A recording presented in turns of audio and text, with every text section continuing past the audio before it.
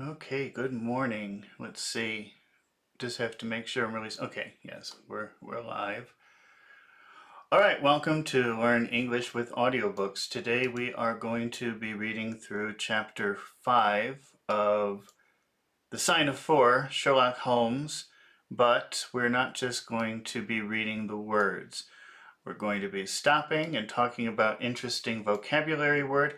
This whole thing is live. So if you're watching this live with me right now, you can ask questions in the chat. What does this mean? What does that mean? And I will be happy to stop and explain words to you. If you don't ask for particular words, I will just stop when I find something interesting or useful or something that I think might be confusing.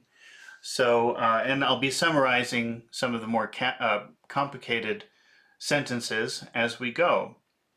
But that's just half of it. After we finish with the chapter, I will accept a volunteer through Discord. If you want to be a volunteer, you can join the Discord group. There's a link in the description. And we will build some monster sentences, and they will be centered around a scene in this chapter, and you can see the scene behind me. So that will be the fun part, because here, let me just show you. So we've got some vocabulary that we can use, and let me just scroll through this so you can see. And we've got some vocabulary that we can use to build some really fantastic, amazing sentences. You'll be very impressed by the kind of sentences you can build. We'll be talking about the vocabulary that we can use to describe these 6 scenes. Okay, and in the process, we'll be doing some unique pronunciation exercises. We'll be working on intonation, accentuation, things you don't normally see in English learning video, and things that will really help you eliminate your accent almost completely if you follow some of those guidelines. Okay, so if you want to learn new vocabulary, if you want to build more complicated sentences, if you want to work on your accent, you have to stick around for the second part of the video. And if you want to be a volunteer, join the Discord group. The rule is the first person, after I announce it, okay, I'll finish the chapter and then I'll say, okay, who wants to volunteer? And the rule is the first person who says, pick me, is the person who we choose as a volunteer, okay? All right, so let's get started. Let's read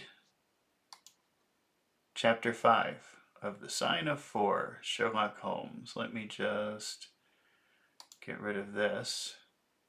Okay. See, earlier I thought I positioned this perfectly, but now I can see it's not very perfect at all. Okay. Maybe that would be okay. All right. Here we go. Chapter 5. The Tragedy of Pondicherry Lodge. Oh, before we start, we should just do a recap. That means review what happened.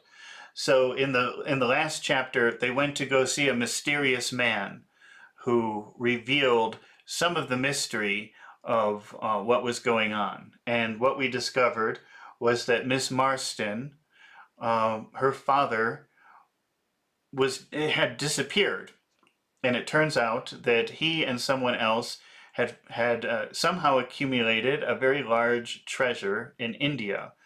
And according to the person who was revealing the story, he died of a heart attack. Okay, but I think that sounds a little bit suspicious if you ask me. So now they're going to this very large house to discover, to try and get some of the treasure for the young lady. Okay, the 2 brothers, and their father is the one who got the treasure, and one brother wants to share the treasure with the young lady and the other brother doesn't. But they just found the treasure. It has been hidden for a very long time. All right, that's a horrible recap, but that's what happened. Okay, here we go. The Tragedy at Pondicherry Lodge. That's the large mansion where they're going to right now to try to retrieve some of the treasure. It was nearly 11 o'clock when we reached the final stage of our night's adventures. We had left the damp fog of the great city behind us and the night was fairly fine. A warm wind blew from the westward, and heavy clouds moved slowly across the sky, with a half moon peeping occasionally. You know, peeping is when you do this, peep, peep. So if there are clouds and the moon, you could picture maybe two clouds, and sometimes they reveal the moon. The moon is peeping through. With half a moon peeping occasionally through the rifts, it was clear enough to see for some distance, but Thaddeus Sholto took down one of the side lamps, from the carriage, and gave us a better light upon our way. Pondicherry Lodge stood in its own grounds, and was girt round with very high stone wall, topped with broken glass. A single narrow, clamped door formed the only means of entrance. Clamp is when something goes like this. Whoops, like this. So if the door is clamped, that kind of means it's locked, it's held in place.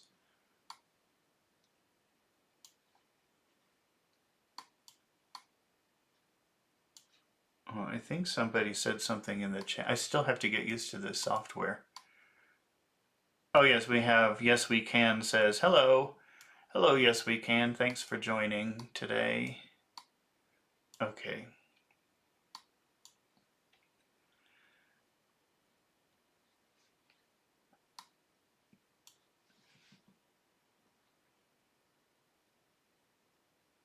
A single narrow iron clamped door, that's clamp,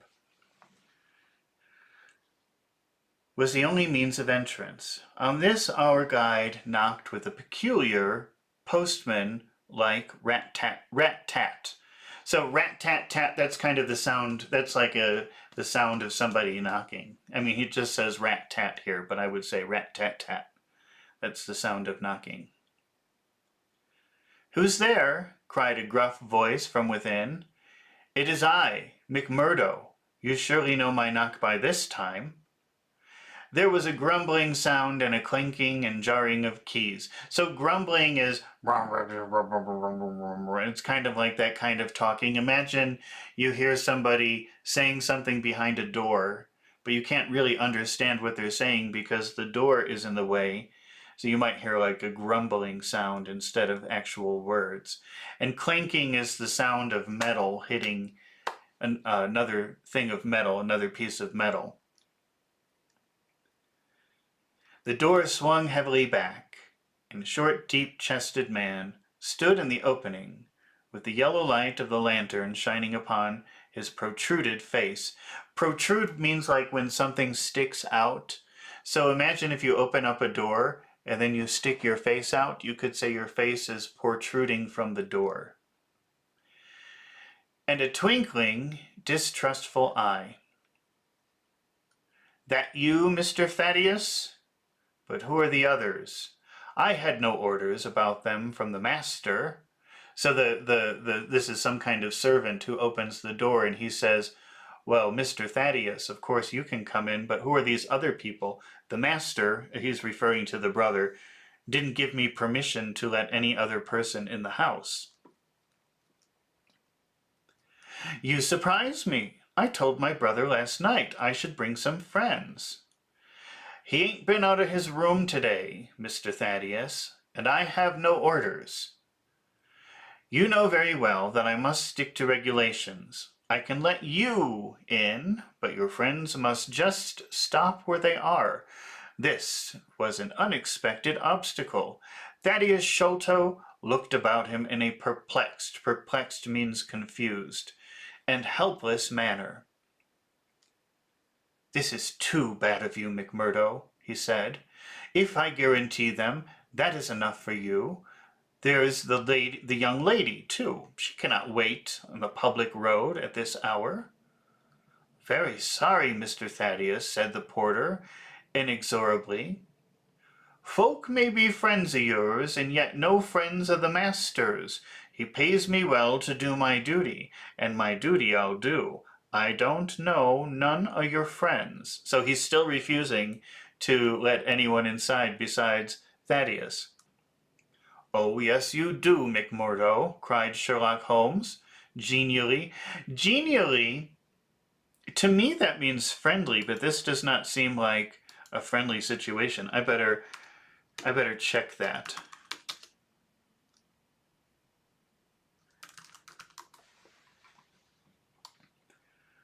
Let's just check, because I mean, to me, I would guess that the word genially, which is not a common word, it's not a word that you have to think about using. Let's see, what does it say? Yeah, warmly, amiably, cordially. It's friendly. It means friendly. So uh, Sherlock Holmes is being friendly. He's usually not friendly, but that's what it says here. "Oh, yes, you do, McMurdo," cried Sherlock Holmes genially. "I don't think you can have forgotten me." Oh, he knows him. He knows the servant. "Don't you remember the amateur who fought 3 rounds with you at Allison's rooms, or the night of your benefit 4 years back?" Not Mr. Sherlock Holmes. I have no idea what he's talking about. Let's see. So something happened. An amateur who fought 3 rounds with you at room. Oh, I think this is like a boxing match. Like maybe Holmes attended a boxing match, and this McMurdo guy is somehow involved in boxing, and that's how he knows him. "Not sure, not Mr. Sherlock Holmes," roared the prize. Yes, he said roared the prize fighter. A prize fighter is a boxer. "God's truth, how could I have mistook you?" So he's saying, how could I have forgotten about you? "If instead of standing there so quiet, you had just stepped up and given me that cross hit of yours." So actually Holmes was fighting him. I guess a cross hit would be like, crossing while you're punching. I don't know boxing. I don't know anything about boxing. "Under your jaw.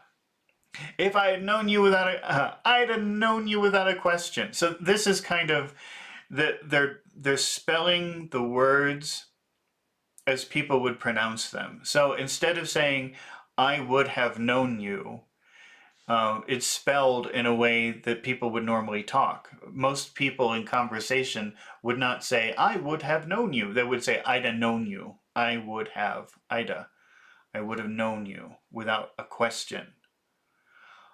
"Ah, you're the one that has wasted your gifts, you have. You might have aimed high if you had joined the fancy. You see, Watson, if all else fails me, I have still one of the scientific professions open to me," said Holmes, laughing. "Our friend won't keep us out in the cold now, I'm sure." "In you come, sir, in you come, you and your friends," he answered. "Very sorry, Mr. Thaddeus, but orders are very strict. Had to be certain of your friends before I let them in." Inside, a gravel path wound desolate grounds. Oh, so this is just at the entrance. I thought that they were at the entrance of the house, but they were just at the entrance of the property. Gravel is like little stones, little tiny stones, little rocks. A gravel path wound through, and winding means that it's not, where's the camera? It's not direct, it's I can't show you pictures on this software. I haven't figured that out yet. But winding is like the shape of a snake or an 8. Winding. It's not direct. It's not straight. Inside, a gravel path wound through desolate grounds to a huge clump of a house. Square 79. What? Oh, this must be the page number. Sorry, I had to copy and paste this into Google Docs. Square and prosaic, all plunged in shadow, save where a moonbeam struck one corner and glimmered a garret window. A garret is like a tower. So it was very difficult to. It was a square house, except there was maybe a round tower in one of the corners. The vast size of the building, with its gloom and its deathly silence, struck. What is that word?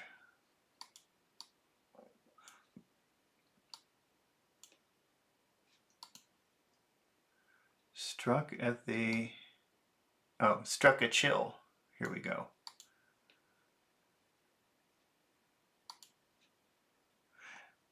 Struck a chill to the heart. Even Thaddeus Sholto seemed ill at ease. To be ill at ease means to feel very uncomfortable. So Thaddeus knows this house very well, but even he feels uncomfortable at this very large house. And the lantern quivered. Quivering is like a shaking movement. So Thaddeus maybe is holding a lantern, but it's quivering. So the light is shaking because he's holding it like that. And rattled in his hand. I cannot understand it, he said. There must be some mistake. I distinctly told Bartholomew that we should be here, and yet there is no sign of light in his window. I do not know what to make of it. Does he always guard the premises in this way? Asked Holmes. Yes, he has followed my father's custom. He was the favorite son, you know, and I sometimes think that my father may have told him more than he ever told me. So he's saying that Bartholomew was the favorite. That is Bartholomew's window up there, where the moonshine strikes. It's quite bright, but there's no light from within, I think. None, said Holmes. But I see the glint. Glint is like a little bit of light, some little bit of light. In that little window beside the door, that's the housekeeper's room. That is where Mrs. Burnstone sits. She can tell us all about it, but perhaps you would not mind waiting here for a minute or two, for if we all go in together, and she has no word of our coming, she may be alarmed. But hush, what is that? He held up the lantern, and his hand shook until the circles of light flickered and wavered all around us. Miss Morstan seized my wrist. To seize means to take something very, very hard. So she grabbed Dr. Watson's wrist, is what he's saying here. And we all stood with thumping hearts. Thumping is this sound. Rabbits, a rabbit jumping, the sound that they make if they were on something hard would be a thump. So if your heart is thumping, that means it's beating so loudly you can hear it. We all stood with thumping hearts, straining our ears. To strain means to try really hard. So they're all listening for something. For the great black house there sounded through the silent night the saddest and most pitiful of sounds. The shrill. Shrill is something that's very painful to hear because it's a very high sound. So maybe somebody is screaming. If you hear shrill, that's usually the sound, that's the effect that you feel when somebody is screaming. The shrill, broken whimpering of a frightened woman. So whimpering is a soft sound. That's like, that's whimpering. But this is shrill whimpering, so I guess it's very loud, like a scream. It's Mrs. Burnstone, said Sholto. She's the only woman in the house. So far away from the house, they hear a woman screaming. Wait here. I shall be back in a moment. He hurried for the door and knocked in his peculiar way. We could see a tall woman admit him. To admit someone means it doesn't mean to confess here, it means to let them pass. So a woman opened the door and let him pass. And sway with pleasure at the very sight of him. Swaying is this movement. So if the wind is blowing, you can see the wind, the trees swaying in the wind, or the grass swaying in the wind. It's this kind of movement. But she was swaying with happiness. Oh, I'm so happy you're here.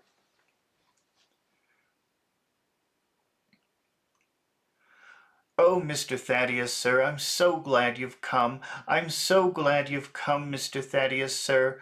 We heard her reiterated rejoicings until the door was closed and her voice died away. into a muffled tone. Again, muffling is when something covers the sound. So, imagine if somebody is talking and then they close the door, all you'll hear you won't hear the actual words. You'll hear muffled sounds like that's muffled. So muffled monotone. Monotone means one tone. So no excitement, no sadness, just an even tone. Our guide had left us the lantern. Holmes swung it slowly round and peered keenly at the house and at the great rubbish heaps which cumbered the grounds.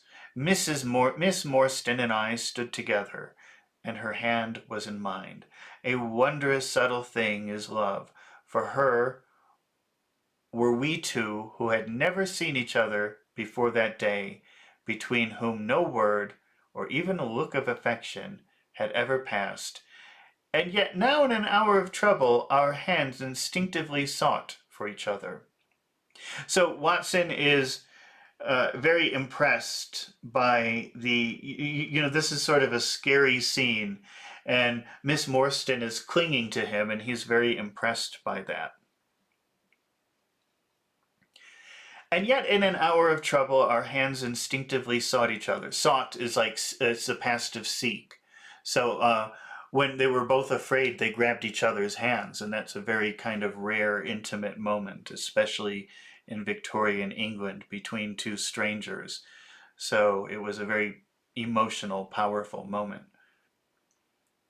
I have marveled at it since. Marveling means like to say, wow.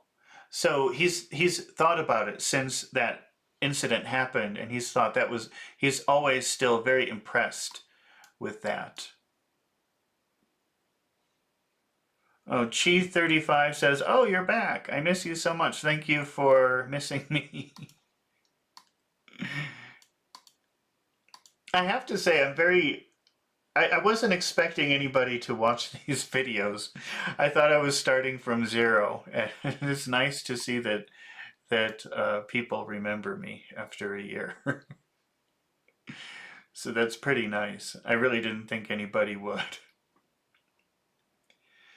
Okay. So I marveled at it since, but at the time it seemed most natural thing that I should go out here to her. So, oh, what? This is a weird sentence. Let me try that again. I have marveled at it. I have marveled at it since. So he's thought about that time since and said, oh, wow. But at the time, it seemed most natural thing that I should go out to her so. Oh, okay. The funny thing about the word so is that it could have many different meanings. So I'm sure that you've probably looked up the word so in the dictionary before, and you can see page after page after page of how you can use so. And in this case, it sort of means like in that way or in that manner. So it would be very strange for a stranger to grab somebody else's hand, especially in Victorian England. But he's saying it seemed very natural that I should do that, and he said that I should go out to her so that I should go and treat her in this way. That's what that so means there. And as she had often told me, there was in her also the instinct to turn to me for comfort and protection. I think he's in love with Miss Marston. So we stood hand in hand like two children, and there was peace in our hearts for all the dark things that surrounded us. What a strange place, she said, looking round. It looks as though all the moles in England had been let loose in it. A mole is kind of like a mouse. It's sort of a mouse. I wish I could show you a picture, but I haven't figured that out yet. But it's a kind of rodent. It's sort of like a rat or a mouse. It lives underground. And what she's describing, because, they're looking for a hidden treasure. They don't know where it is. And the first thing they thought to do was to dig holes in the ground. So, not so much Thaddeus, I think, but his brother Bartholomew is obsessed with the treasure. And so he dug holes everywhere around the grounds. It looks horrible. There are holes in the ground and then big piles of dirt, hole, big pile of dirt. And that's why Miss Marston is saying it looks like all the moles in England had been let loose in it. So all the moles who dig holes in the ground are living here on this property. I have seen something of the sort on the side of a hill near Ballarat, where the prospectors had been at work. And from the same cause, said Holmes, there are the traces of the treasure seekers. You must remember that they were 6 years looking for it. No wonder the grounds look like a gravel pit. At that moment, the door of the house burst open. Burst is like an explosion. So if you say the door burst open, it means somebody pushed it open very excited. And Thaddeus Sholto came running out with his hands thrown forward and terror in his eyes. There's something amiss, Bartholomew. We talked about that word, I think, in the last chapter. Amiss is another word for something is wrong, something isn't right, something is strange. So who said that? I don't know if it's Holmes or Watson, but somebody said, is something wrong? There's something amiss, Bartholomew? He cried. He cried. Wait. Oh no, it's Thaddeus. He says, there's something amiss with Bartholomew. That's his brother. Sorry. I'm frightened. My nerves cannot stand it. He was indeed, half blubbering. Blubber is a funny word. First of all, blubber is a funny word for fat, okay? So, example, I have to go on a diet. I have too much blubber everywhere, too much fat everywhere. But blubbering is a type of crying. It's a type of pathetic crying. So if somebody is blubbering, they're like, that's blubbering. So it's kind of a pathetic, annoying sort of crying, actually. Like if somebody is crying and it's annoying you. It sounds very insensitive, but you can say, oh, stop that blubbering. He was indeed half blubbering with fear, and his twitching, feeble face peeping out from the great astrakhan collar had the helpless, appealing expression of a terrified child. Come into the house, said Holmes, in his crisp, firm way. Yes, do, pleaded Thaddeus Sholto. I really do not feel equal to giving directions. We all followed him into the housekeeper's room, which stood upon the left-hand side of the passage. The old woman was pacing up and down. To pace is to walk back and forth. Pace, really, the word pace just means step. Okay, so in other Latin languages like French or Spanish, the word pace means taking a step. But in English, it means like walking this way, and then walking that way, and then walking this way, and then walking that way. Pacing means like walking and not going anywhere. So the old woman was pacing up and down. So you always see that word pacing with up and down or back and forth, because when you use pace, you always imagine the person is like maybe panicking or something, and they're going this way, and then they're going that way. So here it's pacing up and down, with a scared look and restless picking fingers. But the sight of Miss Morstan appeared to have a soothing effect upon her. God bless your sweet, calm face, she cried with a hysterical sob. Sobbing is another word for crying. That's sobbing. It does me good to see you. Oh, but I have been sorely tried this day. Now, I know that you know the word try to mean attempt, but try can also mean difficult time. So, if somebody's complaining about all of the problems in the world, you can say, well, we live in trying times. That means times with a lot of trouble, times with a lot of problems.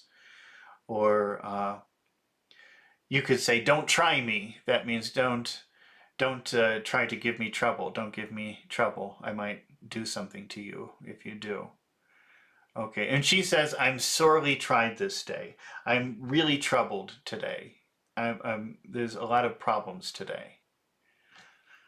Our companion patted her thin, work-worn hand and murmured, Some few words of kindly womanly comfort which brought the color back into the other's bloodless cheeks. Master has locked himself in and will not, and it says will now answer me, but I think it must be will not answer me. She explained, all day I have waited to hear from him, for he often likes to be alone. But an hour ago I feared that something was amiss. There's that word again, amiss. That means something is wrong. There's some kind of problem. So I went up and peeped through the keyhole. You must go up, Mr. Thaddeus. You must go up. Look for yourself. I've seen Mr. Uh-oh. I just lost my place. Well, here's a good time for me to... I'm just going to take a break. I'll be back in 1 second, okay?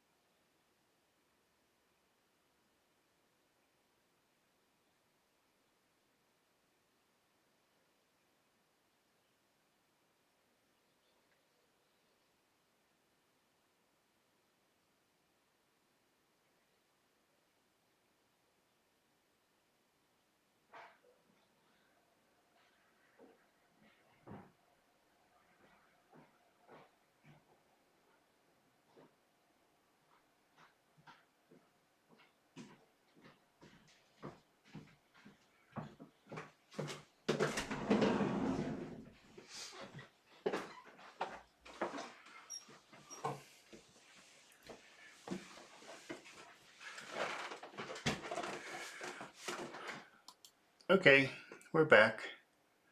Let's see if we have any more comments before we start again. Nope, no more comments. Okay. Alrighty. Let me find my place. I've lost it.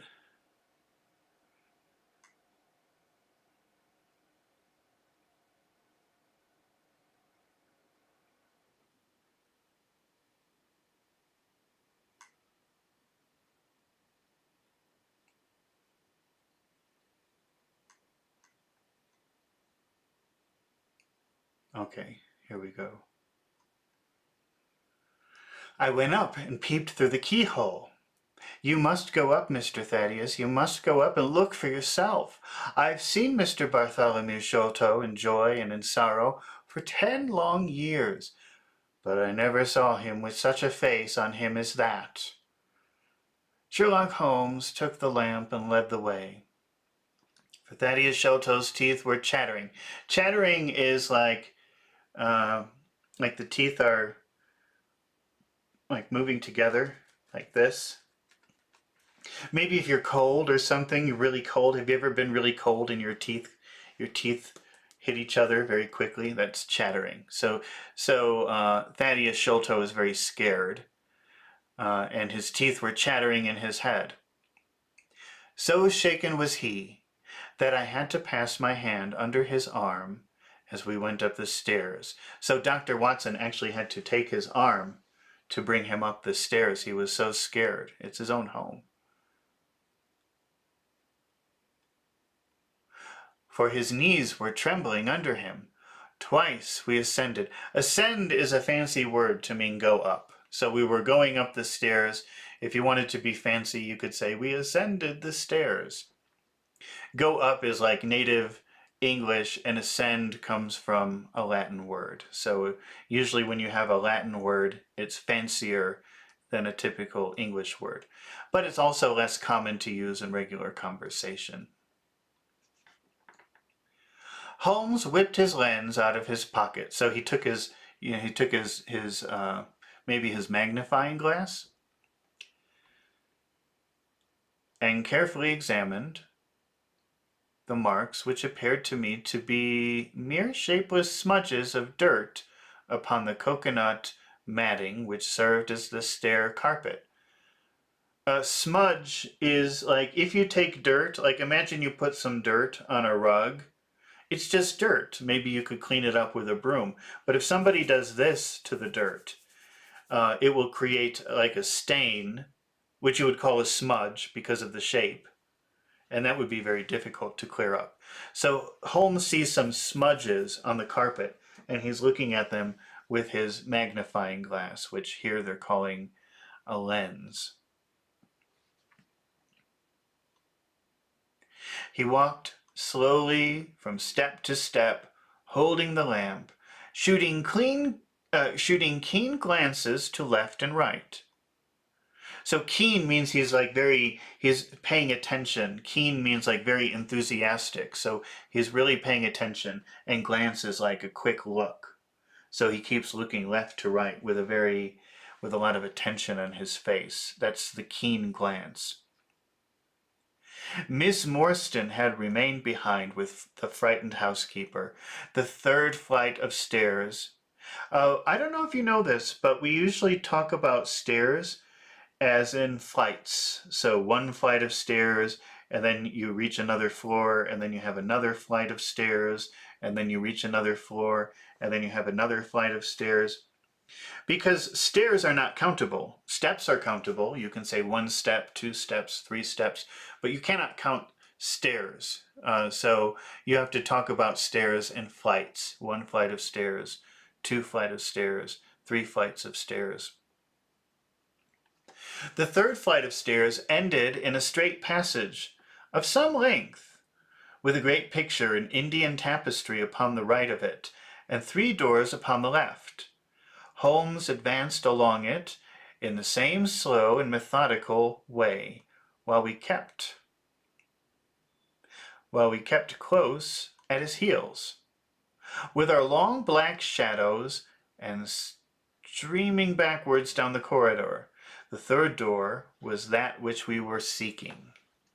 Holmes knocked without receiving any answer, and when he tried to turn the handle and force it open, it was locked on the inside, however, and by board and powerful bolt. That's an awkward sentence. It was locked on the inside, however, and by a board and powerful bolt. You know, so a board is like a piece of thin wood. So if they're saying it's locked by a board, that means like maybe there's like arms, and you put the board in between it. That would be very hard to open. And we could see, when we set our lamp against it, the key being turned, however, the hole was not entirely closed. Sherlock Holmes bent down to it and instantly rose again with a sharp intaking of breath. "There is something devilish in this, Watson," said he, more moved than I had ever seen him. "What do you make of it?" I stooped. Stoop means to make yourself go low. So, imagine if you're standing in front of a door and you want to look through the keyhole from the door handle, you would have to make yourself smaller or go down to look into the keyhole. So you have to stoop down to look into it. I stooped to the hole and recoiled in horror. Recoil means go like this. So he stooped down and he looked through the keyhole, and then he saw something horrible and he recoiled. Moonlight was streaming into the room, and it was bright with a vague and shifty radiance. Looking straight at me, and suspended, as it were, in the air, for all beneath was in the shadow, there hung a face. The very face of our companion Thaddeus. There was the same high, shining head, the same circular bristle of red hair, the same bloodless countenance. Countenance means like your facial expression. Like, what can we read about your emotions from your face? So here, what did they call it? A bloodless countenance. So his facial expression, really his face, was white. All of the blood had gone from his face.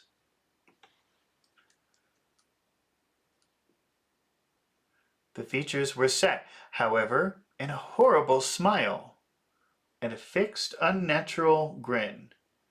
So maybe he was very embarrassed, so he was smiling in a weird way, this very strange, inappropriate time, like, I don't know. That's what they're describing, I think. A fixed and unnatural grin, which in that still and moonlit room was more jarring than the nerves that any scowl or contortion. Okay, so jarring means like shocking. So what they're saying is, the natural reaction would be like a scowl, like that's a scowl. But this was weird because Thaddeus had a sort of grin, which you wouldn't expect in this situation, and that was more disturbing, scarier than a scowl. Everybody was probably scowling in this situation, except for him.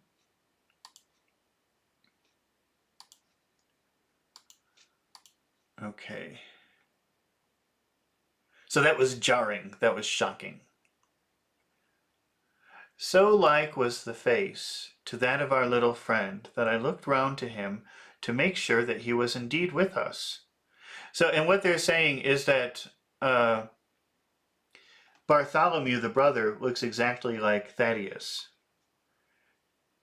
Then I recalled to mind that he had mentioned to us that his brother and he were twins.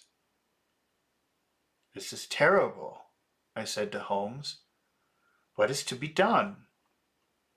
The door must come down, he answered, and springing against it, he put all his weight upon the lock. It creaked and groaned, but did not yield. To yield means to become submissive, to become passive, to stand back. So they're saying the door did not, he was pushing it, but the door did not submit to him. The door did not yield to him. It didn't open. Together we flung ourselves upon it. To fling something means to throw. So they're saying we threw ourselves at the door. We flung ourselves upon the door. And this time it gave way with a sudden snap. And we found ourselves within Bartholomew Sholto's chamber. Chamber is a fancy word. It's a French word for room. So if you're learning French, the word chamber means room. But in English, we just use chamber, and it's a very fancy word for room. Normally just say room. It appeared to have been fitted up as a chemical laboratory. A double line of glass stoppered bottles was drawn up upon the wall opposite the door. And the table was littered over with Bunsen burners. Do you know, littering means like I'm sure you've seen this, like if you're walking around, I don't know about other countries, but maybe in the US, you'll see signs that say no littering. And that means don't put garbage in the street. Or it could say littering, $500 fine. Like if the police see you putting garbage in the street, then you'll have to pay $500. So don't litter. So if a table is littered with things, it looks like somebody was throwing things everywhere. And that's how he describes the table. It's not organized, okay? It looks like somebody just threw them like garbage. Let's look at that word litter again. Where did that... Okay. So the table was littered over with Bunsen burners. That's a type of chemistry thing. It's a glass tube. Test tubes and retorts. In the corners stood carboys of acid and wicker baskets. One of these appeared to leak or even have been broken, for a stream of dark-colored liquid had trickled out from it. Trickling is like the slow movement of water. So it's not like dripping. A drip would be 1 drop, 2 drops, 3 drops. But trickling is like, imagine if a little drop of rain hits your window, and instead of staying there, it turns into a line, and it goes down like very slowly. That's water trickling down. So one of the tubes was broken, and you could see the liquid trickling out of the tube. Maybe that comes from the word trace. or maybe they're related in some way. And the air was heavy with a peculiarly pungent, tar-like odor. Peculiar means strange. Pungent means it has a very strong smell. And tar is, the black material that they use to cover the road. So the air in the room smelled like tar, that black material that they used to cover the road. And it was very strong. It was pungent. And it was strange. It was peculiar. A set of steps stood at one side of the room. So you could see the footprints on one side of the room. Or maybe he's talking, well, I better shut up and read. In the midst of a litter of lath and plaster, and above them there was an opening in the ceiling, large enough for a man to pass through. Oh, okay, so it was literally steps. There's like a ladder. There was some kind of ladder, and there's a hole in the ceiling big enough for a person to go up.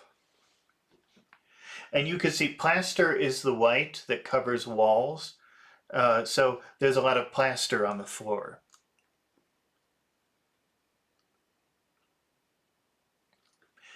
At the foot of the steps, a long coil of rope was thrown carelessly together. By the table, in a wooden armchair, the master of the house was seated, all in a heap. Heap means like this. Heap means like a pile of something. So if somebody is in a heap, they're down like this, and you see their back is in the shape of like a hill or a pile. So if he's heaped over, he's not sitting like this, like a person who's alive. He's sitting like a dead person. He's sitting in a heap, with his head sunk upon his left shoulder. And that ghastly means horrible, ghastly, inscrutable smile. Inscrutable means you cannot read it, or it's difficult to read, or not possible to read. So the corpse, the dead body, has a very strange smile on his face, which is bothering everybody. And it's inscrutable, maybe because you can't understand why he has it. He was stiff. Stiff means you can't move it. You can't move. He was stiff and cold, and had been clearly dead for many hours. It seemed to me that not only his features, but all his limbs. Limbs are your arms and your legs. All his limbs were twisted and turned in the most fantastic fashion. So his arms and his legs were twisted somehow in a very strange way that you would not expect.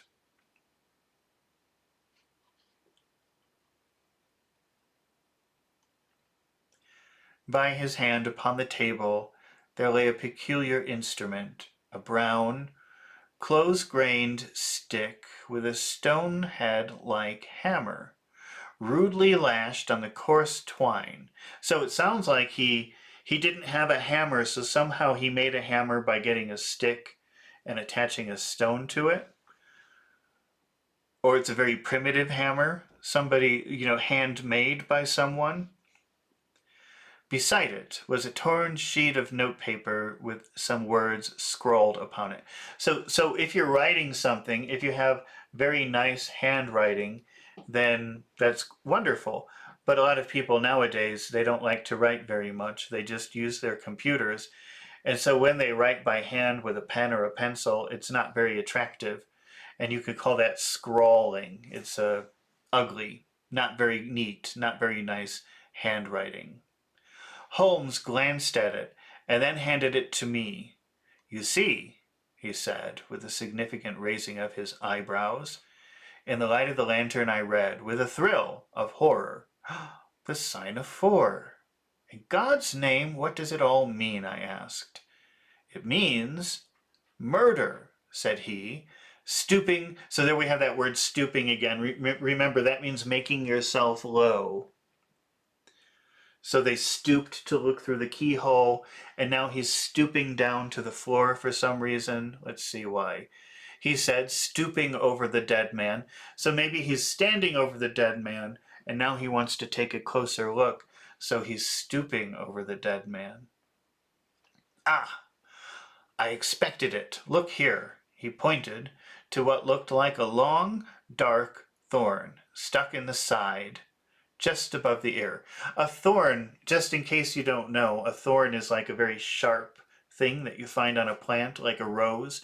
Roses have thorns. Like there's a saying, every rose has its thorn. So anything beautiful like a rose also has something that will hurt you.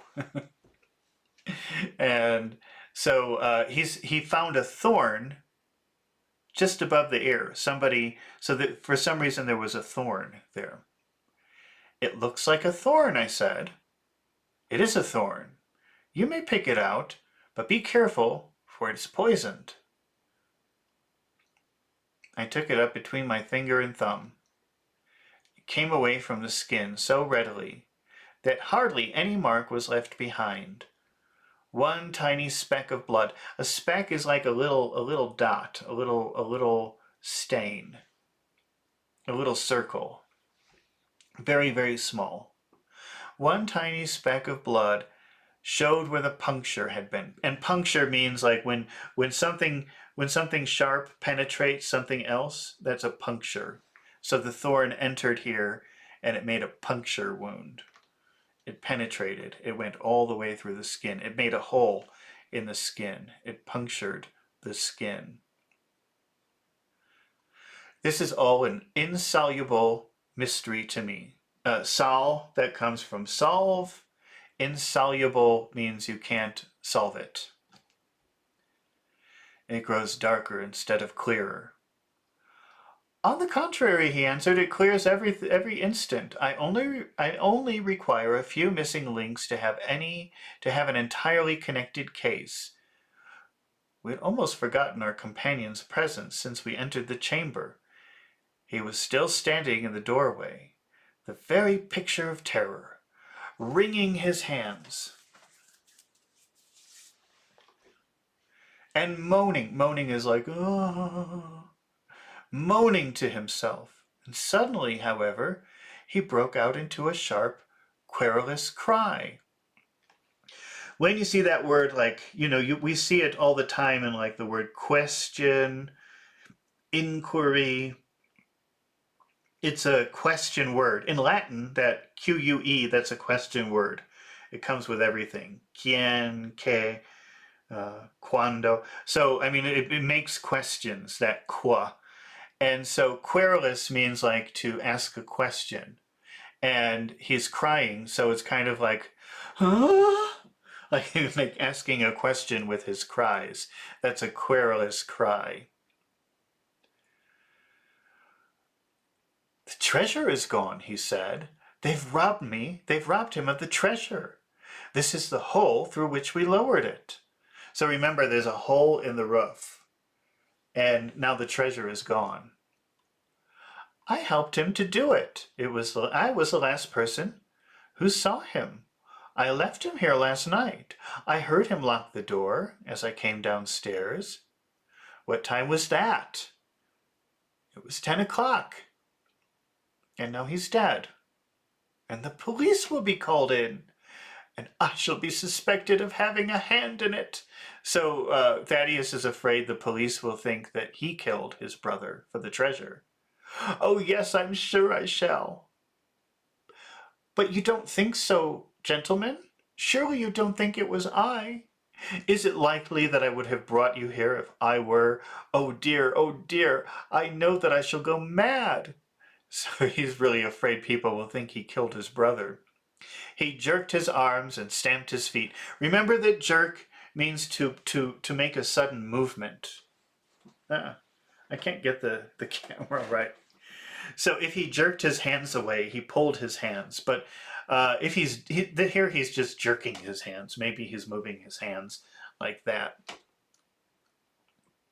He jerked his hands and stamped his feet. Stamping your feet is when you put your feet on the floor in a very hard way. in a kind of convulsive frenzy.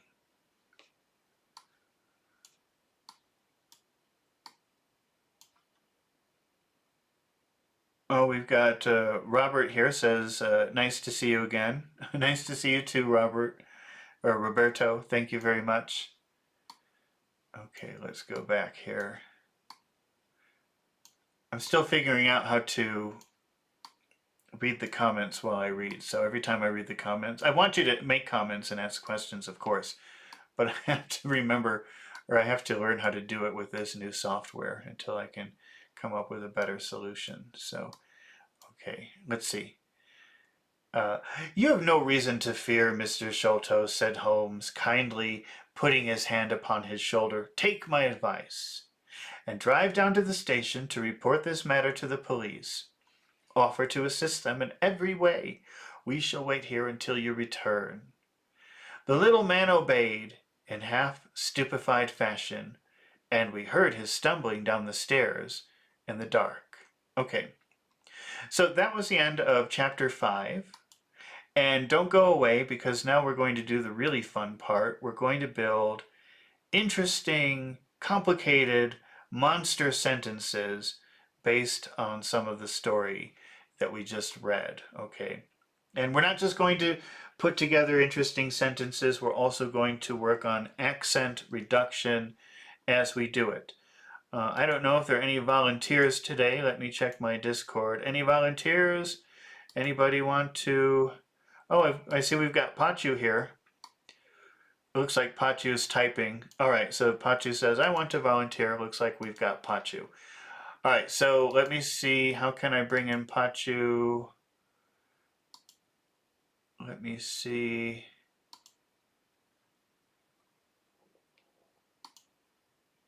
How do I call you? So again, we're using Discord. And if you ever want to volunteer, there's a link in the description to the Discord. Just join the Discord group, and the first person to volunteer is the one we pick. God, why do I not? Okay, let's see. That's mute. How long is it going to take me to figure this out so I don't have to waste all this time?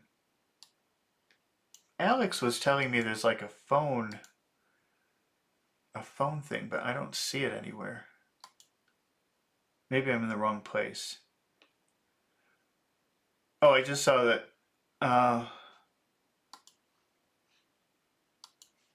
Well, I've got Alex on one thing and Pachu on the other, but I still don't know how to call anybody. I did it the other day. Let me see. Pachu, do you know how to call me? Oh wait, join voice. Maybe this is it. Hello? Let's see. That might have worked. Are you there? Hello, sir. Okay. Yes, sir. All right. We did it. Or Yeah. Finally. Okay. Yeah, it is easy. I think it is easy. I don't know. Every time I try, it's like a different way or something. I'll figure it out eventually. Okay. All right. So let's start by doing this. Let's go scene by scene, and then we'll describe the scenes. Oh, whoops. That's not it.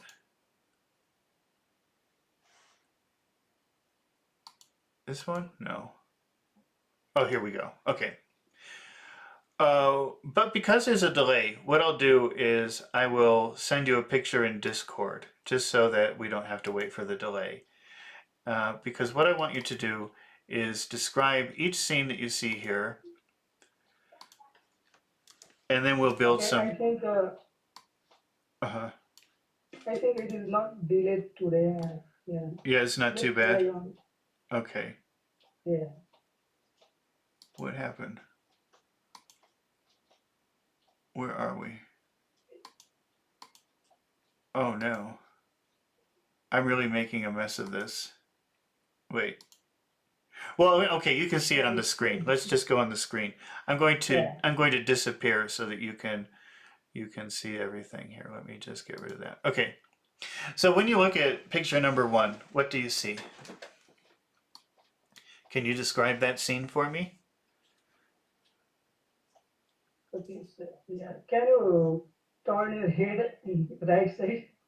I I made see it is yeah this turning. I made myself Yeah, disappear. I disappeared completely. So okay. So,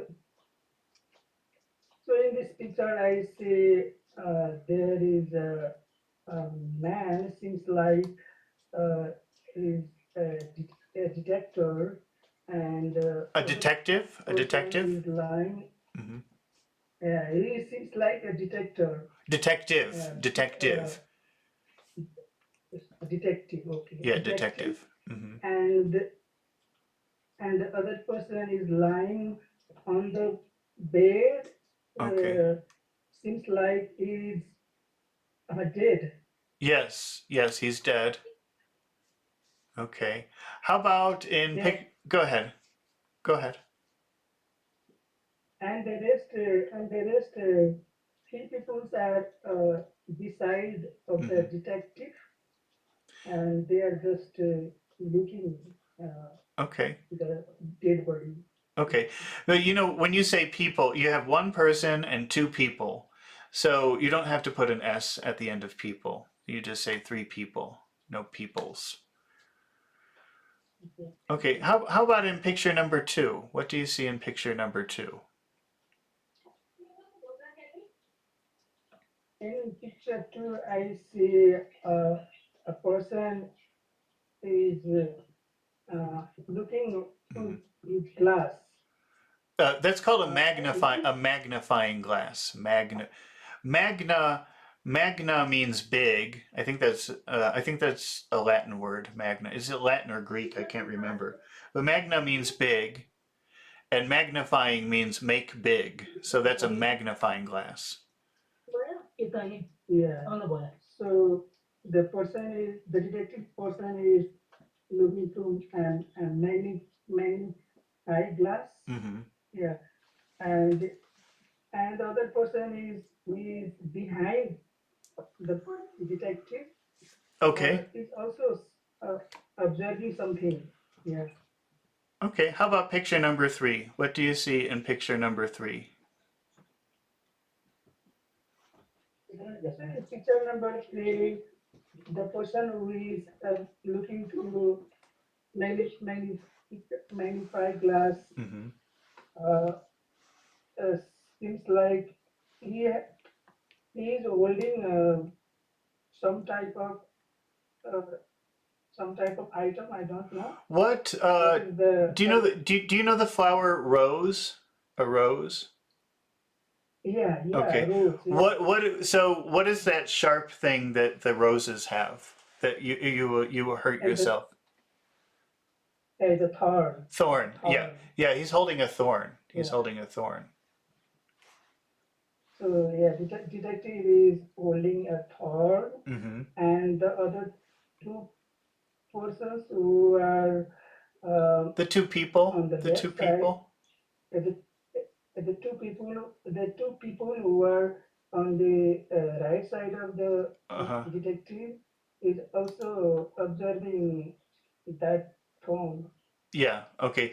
And I don't know if you saw in the story, but the detective found the thorn in the side of the dead person's neck, so he pulled it out. Okay, okay, okay. So it was like a poison, it Okay. was like a poisoned thorn that he pulled out. Yeah, yeah, might be, yeah. What do you see in picture number 4? What do you think is happening in picture number 4? So after the finding a thorn from the neck of the dead body, he is writing some findings or some notes on his notebook, Okay. and yeah, and the and the two persons The two is people. talking. The two people. And the two people are talking Hmm. uh, with one another, looking uh, face to face. Okay. How about picture number 5? What do you see in picture number 5? So in picture number 5, I see a detective is thinking some idea about Mm-hmm. the dead person, how uh, what caused mm, the person died, and I also see there is someone who is in the corner of Yeah. the room. Room, I think. Yeah.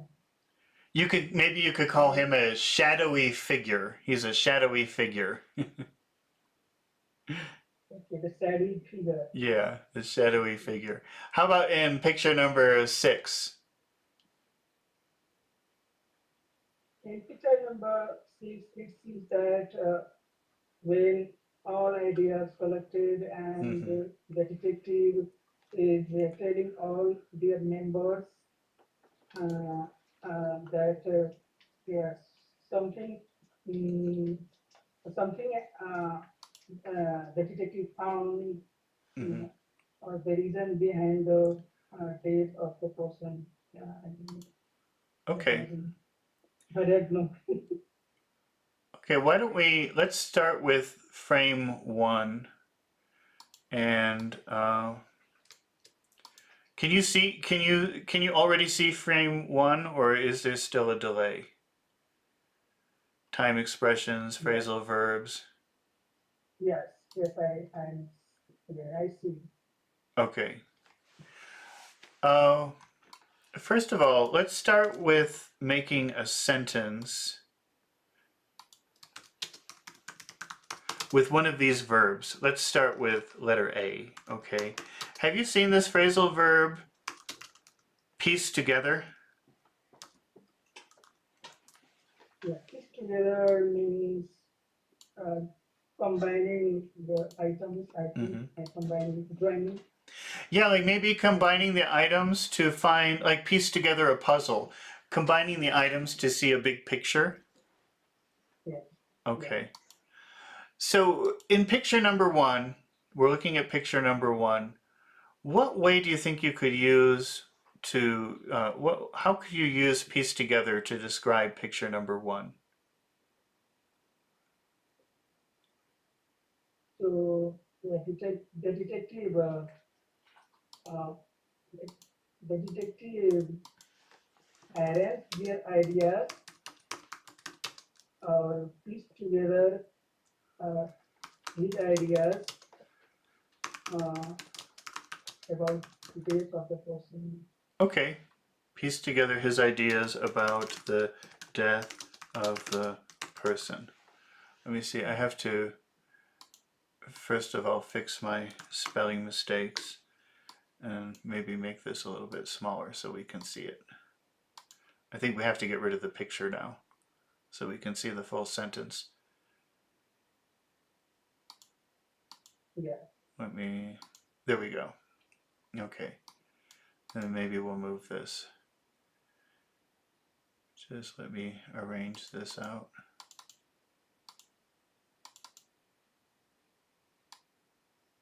Okay. So that's good. The detective pieced together his ideas about the death of the person. Okay, that's good. What about point out? Have you ever seen that phrasal verb point out before? yes, yeah. Okay. What does that mean if you point something out? Yeah, points out means something that indicates or that they want to indicate some important Mm-hmm. uh, item or some important finding.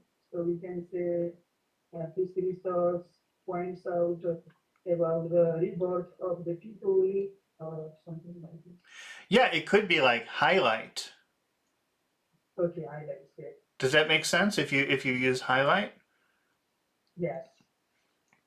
Can you think of how you could use highlight to talk about picture number 1 or point out? Sorry, point out. Okay, the detective the detective pointed out that uh, uh, the death of the person is due to some reason, and uh, that may be due to some poison, I think. So, so far I have the detective pointed out that the death of the person, and then I'm not clear what you want to say after that. Can you try to rephrase the second part a little bit? Okay. The detective pointed out that the death of the person is due to the poison. Okay. What what if we say the detective pointed out, let's try, because we're going to actually build a very complicated sentence. So let's start simple and say the detective pointed out the thorn in his neck. What about that? Yeah, it's simple to be, but yeah. Yeah, because in a few minutes we're going to make it much more complicated. So let's start simple. Yeah. So it's more manageable. I think we used the phrasal verb rule out before. I don't remember if that was with you or with Alex. But do you remember that? Rule out? Do you remember what that means? Rule out? Okay, so rule out is another meaning elimination. Yeah, Eliminate. that's right. That's right. Can you think of how you might use rule out for this scene? Is there any way that we could rule out?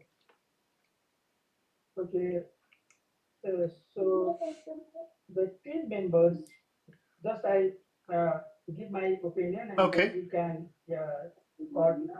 and make a good sentence.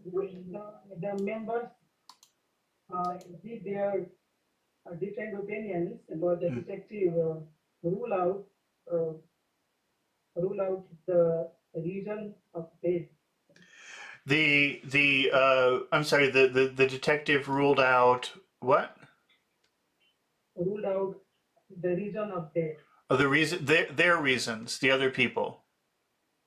Yeah. Okay. I mean, I'm sorry, what? I mean, the members gave their opinions Mm-hmm. about the death. Yes. Yeah, the detective ruled out the reason Okay. why the person died. All right. Now, instead of calling them team members, because they're not really part of a team, what if we just say everyone? Because we know, if you say everyone, we know everyone in the room. We don't think it's everyone in the world, but just everyone in the room.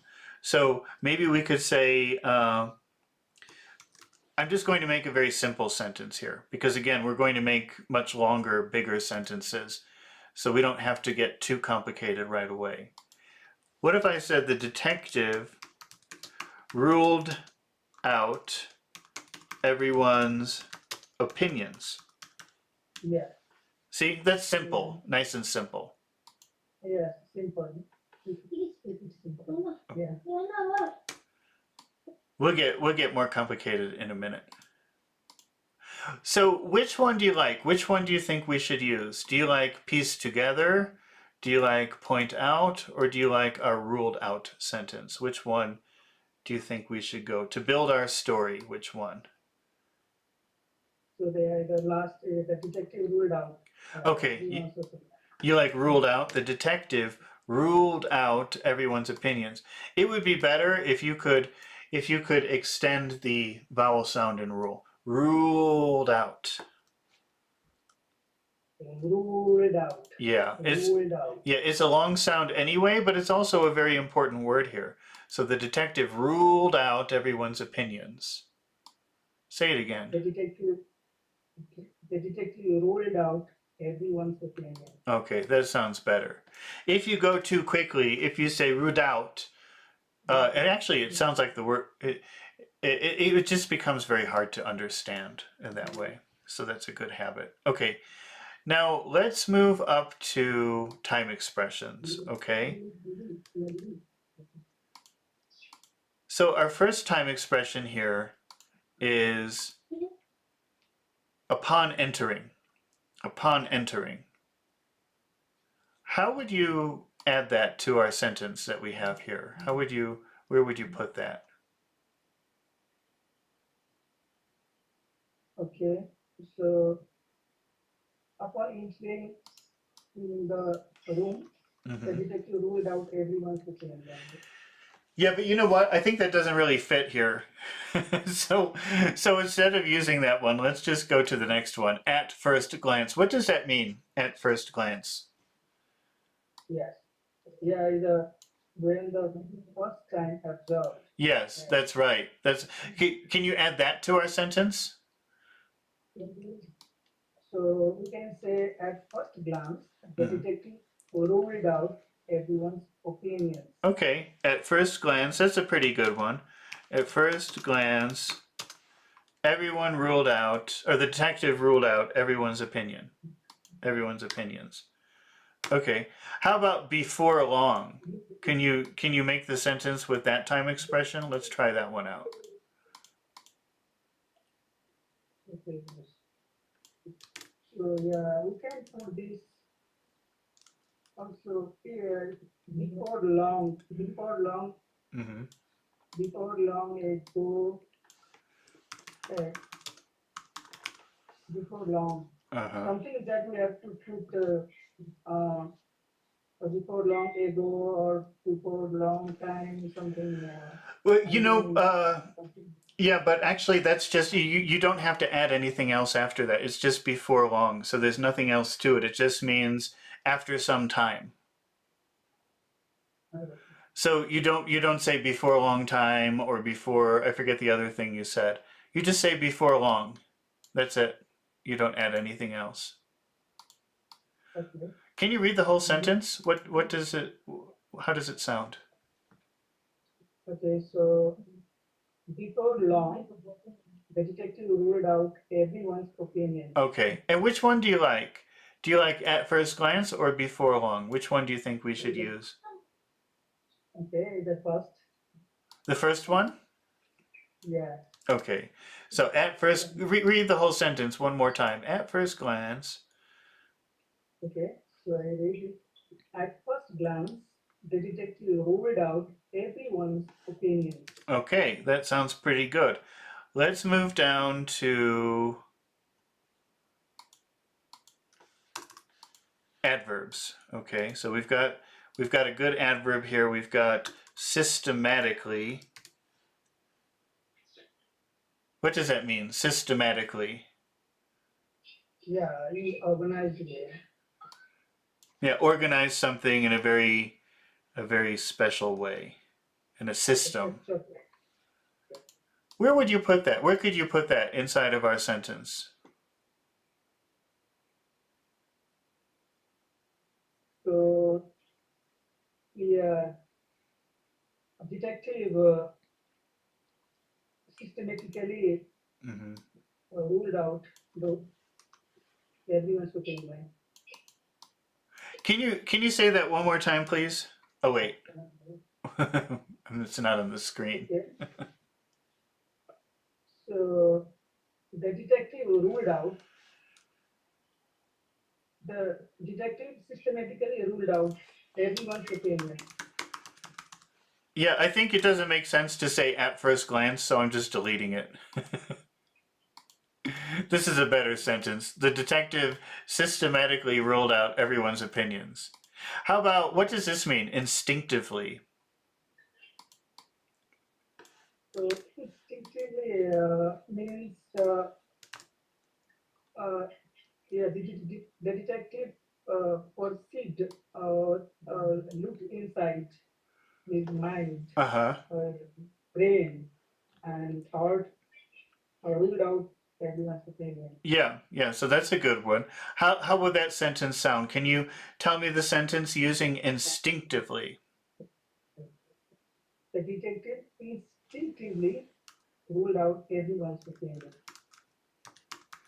Yeah, and these are adverbs, so they get a lot of sound, and I could hear you doing it. That was very good. You said, you didn't just say the detective instinctively ruled out. You said the detective instinctively ruled out, which is exactly what you want to do here. The detective instinctively ruled out everyone's opinions. What about the final adverb, methodically? So methodically means step by step, Uh-huh. like systematically. Yeah, So they're we very can similar. just put, yeah. They're very similar. How would that sentence sound? Tell me that sentence using, and remember, methodically, give it a nice big sound in the middle of your sentence. The detective methodically ruled out everyone's opinion. Okay, methodically ruled out everyone's opinions. Which one do you like? Which one do you think that we should use to build our story? Yeah, methodically, Meth methodically, methodically? okay. You like methodically? Yeah. Okay, we'll do that. Okay. So now we're going to do an adjective, but we have a problem because I think we don't have we don't have a word, we don't have a noun that could describe these things. So we'll probably have to make a new sentence here. Okay. Do you know this adjective overlooked?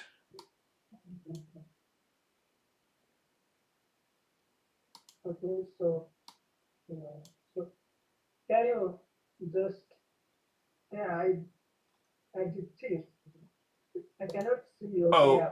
okay. It should come up because on my screen I can see it. So it's probably just a little bit of a delay. Okay, I see. You see it now? Okay. What about this word overlooked? This is an adjective. What does that adjective mean? Overlooked. Well, I guess the something we know. I have a little I'm having a problem hearing you right now. I don't know if it's a connection or you have moved far away from your microphone, but I can't really hear you. I think overlook means something. No, I can't. There's something wrong with your microphone. It sounds like you're moving your microphone away. Hello, sir. Oh, okay. I think I can hear you now. Can you say something else? Yeah, overlook means something they something is ignoring. Okay. No, that's a pretty good definition. That's what did everyone overlook? Besides the detective, what did everyone overlook?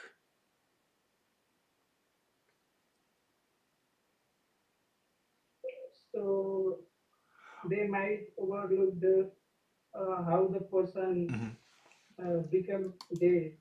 Yeah, like, do you remember what did he find in frame 3? I just changed to the pictures again. Maybe you could see frame 3. What did he find in frame 3 that everyone overlooked? Actually, I cannot remember. Yeah, okay. It should come up Okay. in a second. Okay. Do you see Okay. it? So I see it. Yeah. What did everyone overlook in frame 3 that the detective found? So everyone overlooked a thorn. The thorn. Yeah, everyone overlooked the thorn. So maybe what we could say is the detective methodically ruled out everyone's opinion because what was the problem? We have to say the thorn was overlooked. We have to use it like an adjective.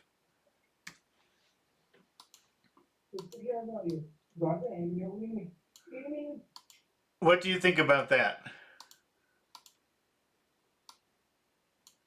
Okay. Whoops, what did I just do? Can you read the whole sentence? What do we have? Okay. The detective methodically ruled out everyone's opinion Mhm. because the thorn was overlooked. Yeah, yeah, okay. Do you know this word incriminating? Incriminating means something that dead people Yeah, we have to implement. I don't know actually. Okay. The word incriminating, it means makes you look guilty. Okay. Makes you look guilty. So imagine you have a cake. You have a chocolate cake in your home, okay?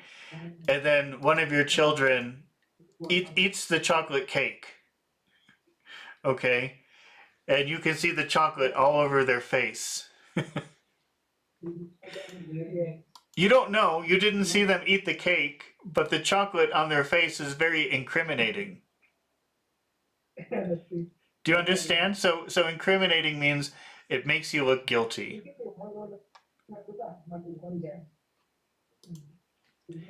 Is that pretty clear?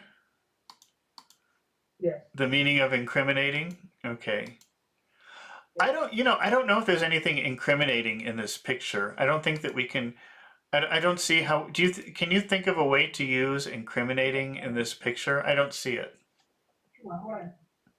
Yeah, because they are just overlooking a thorn, so it's Mhm. very difficult to find the idea. Oh, you know what we can say? Maybe we could say, because we don't know what killed him, right? We maybe it's the thorn. Okay. What if we called it an incriminating thorn? Yeah. Would that make sense if we called it an incriminating thorn? Yeah, because similar to chocolate, you can say. All right. So let's read the whole sentence using incriminating and overlooked.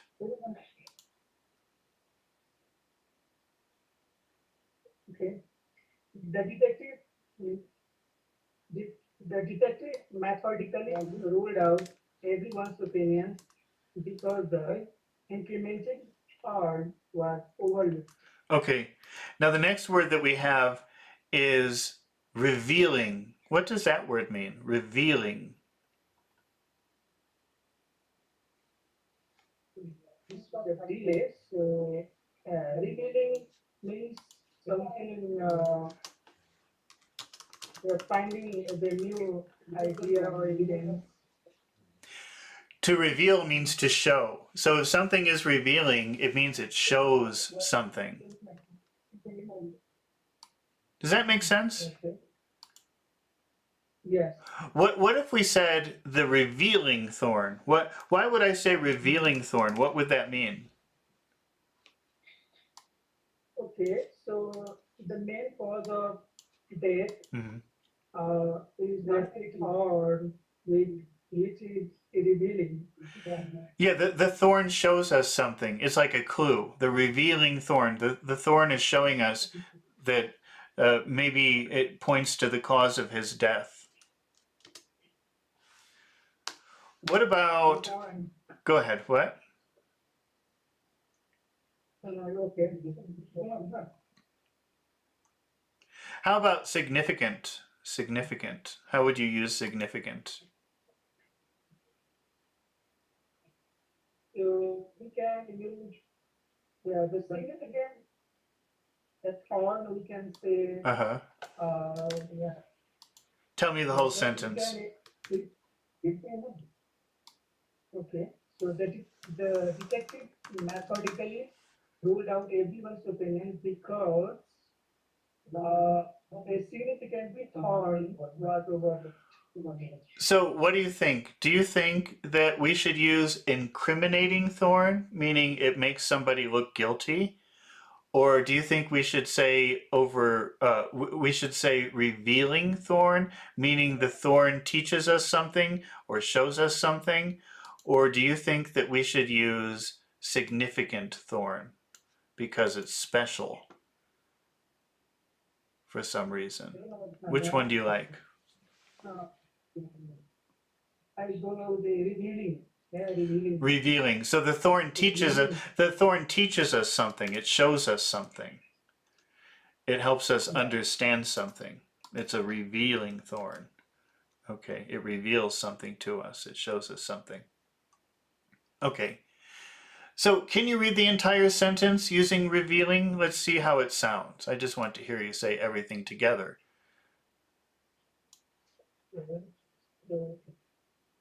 Yeah, and then, okay.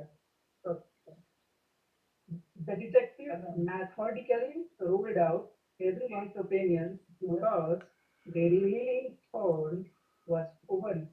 Okay, wow. Okay, now let's do one more thing with this sentence. Let's add a relative clause. Okay, but I think we can't use overlooked because we're using it already. Let's go straight to which immediately well, let me bring this down so we can see everything.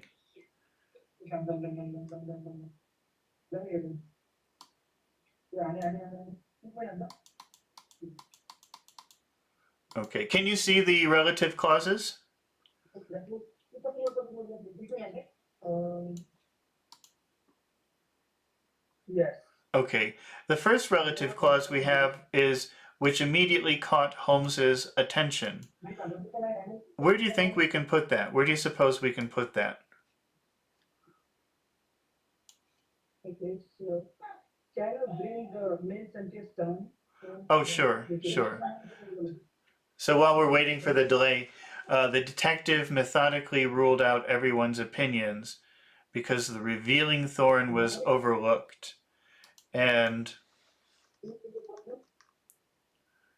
Yes. how could... Go ahead. Go Okay. ahead.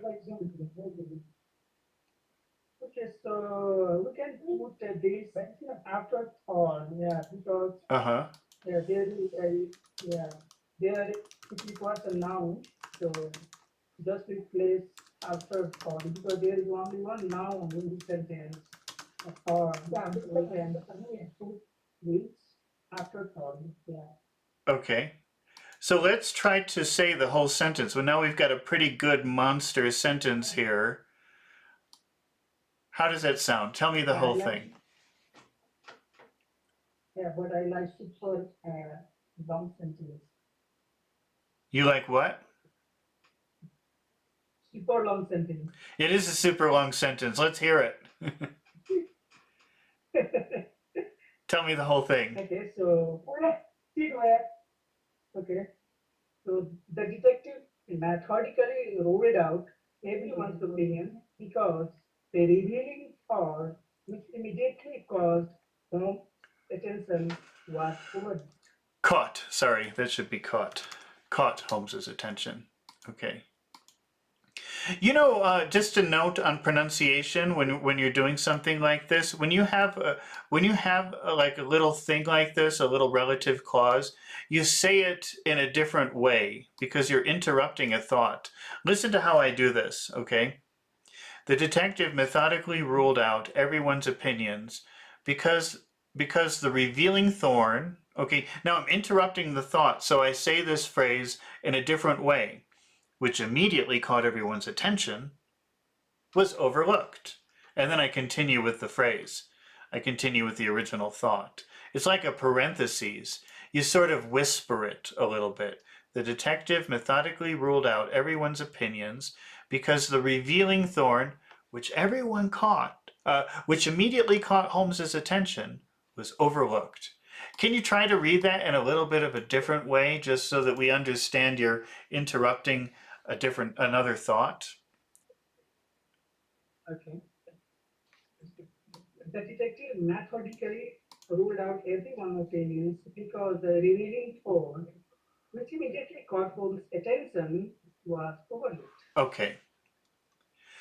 Let's try this one. That seemed to contradict the evidence. Do you think we can use that? Uh, yes. Yeah, but yeah, we can. Yeah, Where would you put that? yeah.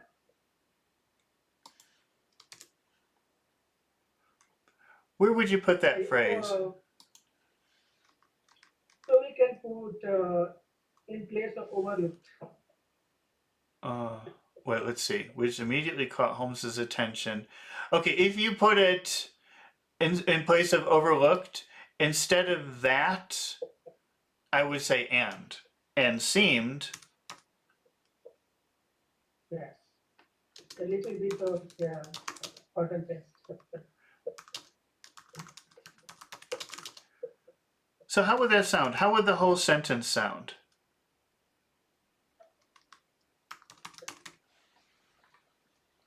So yeah,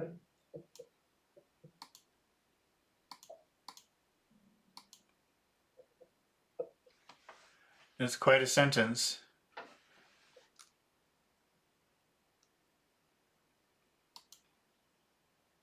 Oh wait, so I gotta can I bring it. see? It's very big. It's taking up the whole screen. Yeah, can I see the main sentence? Yeah, I think I just did it. So it would take like 1 second. I just Yeah, okay, put it up. So you can see the whole okay, thing in a minute. okay. Go So go yeah, ahead. I see it. Yeah, I Okay, see it. let's hear it. Let's hear the whole thing.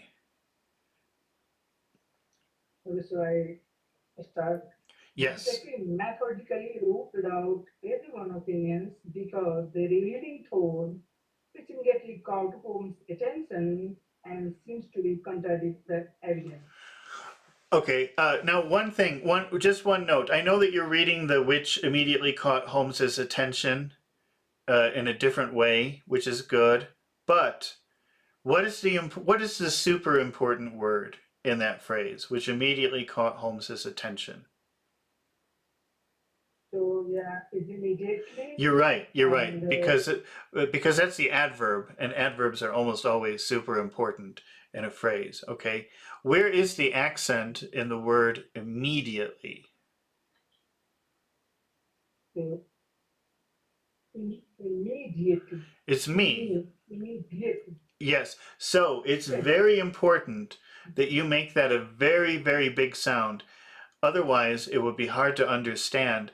And what I hear you saying is, which immediately caught Holmes's attention, and I cannot hear the word immediately, which is super important. So when you say it, make sure you say which immediately caught Holmes's attention. That's very important.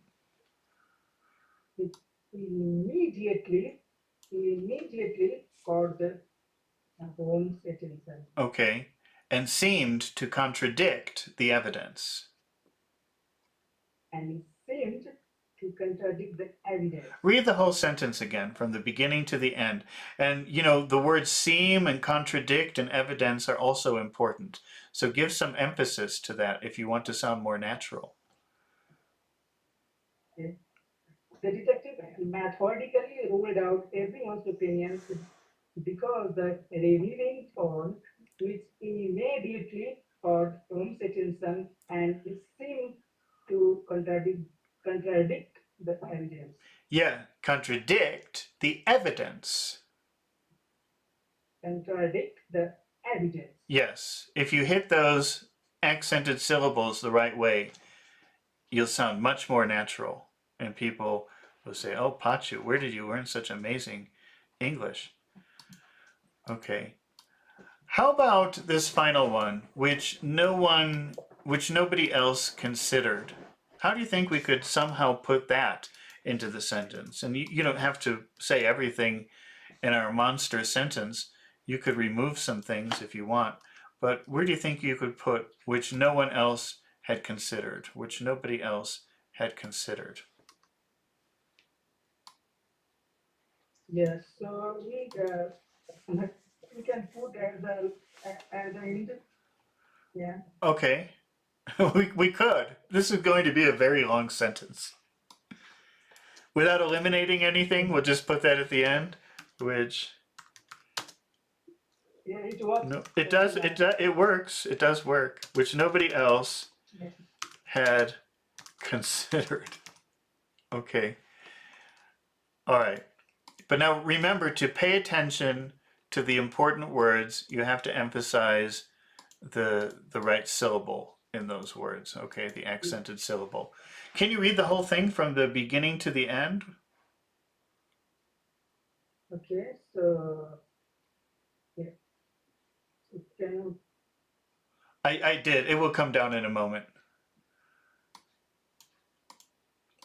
Right now, I'm showing it on the entire screen, so you'll see it in a minute.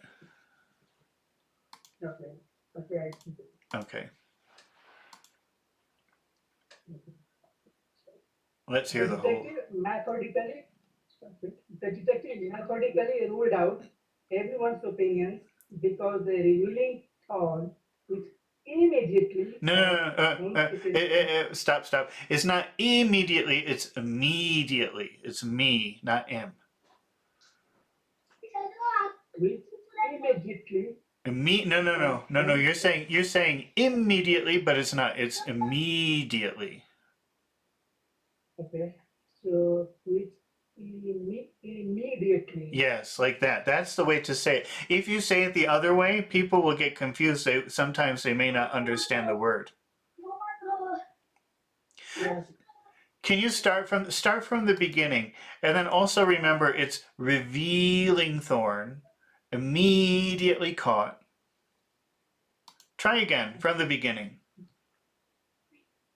The detective methodically ruled out everyone's opinions because the revealing thought which immediately caught one's attention and seems to contradict the evidence which nobody else had considered. Oh wow. Okay, so we've got our first big sentence. That's just from scene 1.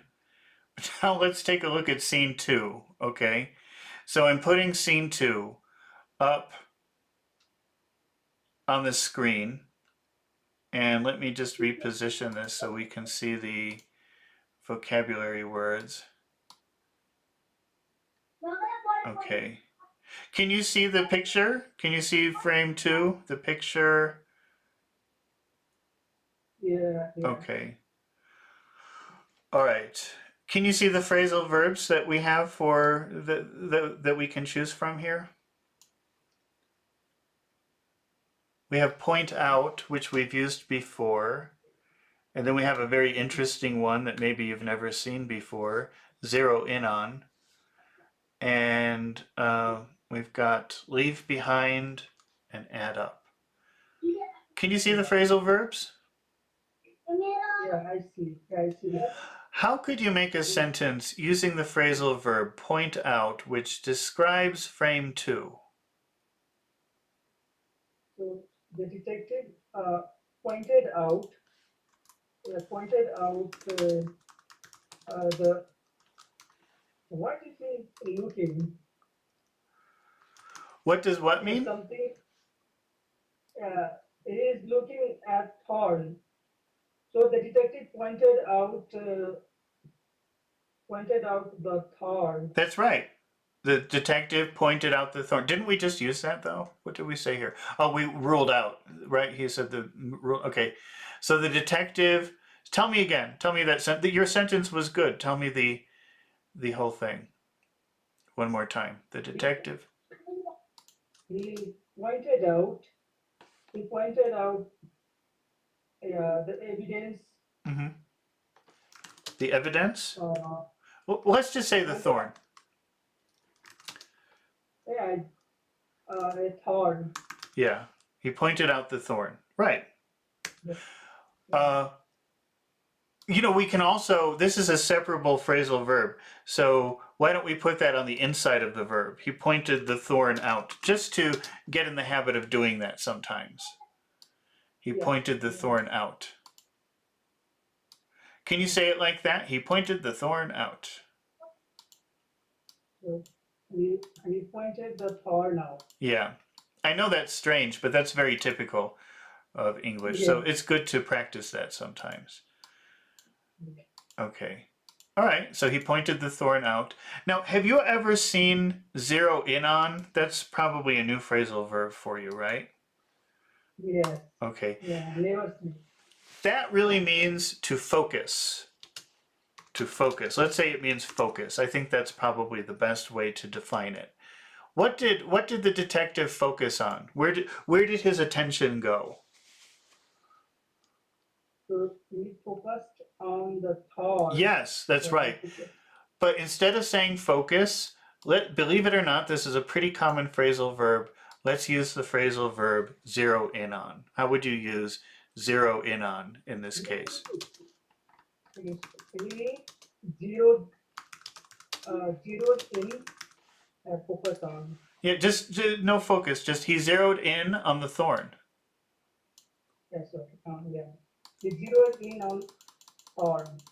Zeroed in on, 3 words. I know that's hard. Unfortunately, this is a very common phrasal verb, so you have to say them all. Zeroed in on. And you have to emphasize both of these prepositions, so there's always going to be a pause. Listen to how I say it. It's zeroed, and then big in, big on, with a pause in the middle. He zeroed in on the thorn. That's how you have to pronounce it. 2 big sounds. He zeroed in on the thorn. Yeah, and that means, he's looking around. What's going on? Hey, what's that? Oh, look, the thorn. So it's like he finds it and then he focuses on it. He zeroed in on the thorn. Pretty common. What does the phrasal verb leave behind? What does that mean? Yeah, leave behind. I think is also some idea behind it. Yeah. You know what? Leave behind could mean something like forget or drop. Okay, sure. Who would, in this situation, in picture number 2, in this situation, who leaves something behind? Is it the detective or the murderer? So, murder. Yeah. So, I mean, maybe we could say the detective looked for something left behind. Or, because leave behind sort of means like forget or drop or accidentally leave. What kind of sentence could you make with that if we're talking about picture number 2? Yeah, so the detective left behind. The detective didn't leave something behind, the murderer did. The detective looked for, but the murderer left. The murderer probably forgot something that could be evidence. The murderer probably left something that could be evidence. Okay, so yeah, we can say that the murderer left behind a thorn. Okay. What if we do? That works. That works. So he did leave behind the thorn. He should have taken it, so there was no evidence, but he forgot. Okay. Well, what if we say he looked for evidence that the murderer left behind? Does that make sense? How we're using leave behind? Kind of means forgot or dropped. Yes. Is that pretty clear how we're using it? Or is it confusing? No, it is pretty clear. Can you read the sentence that we have? Why don't you read the whole sentence? Whoops. If we can see it. Wait, let me get rid of the picture. Whoops, not that. Here, there we go. We looked the evidence. Looked for.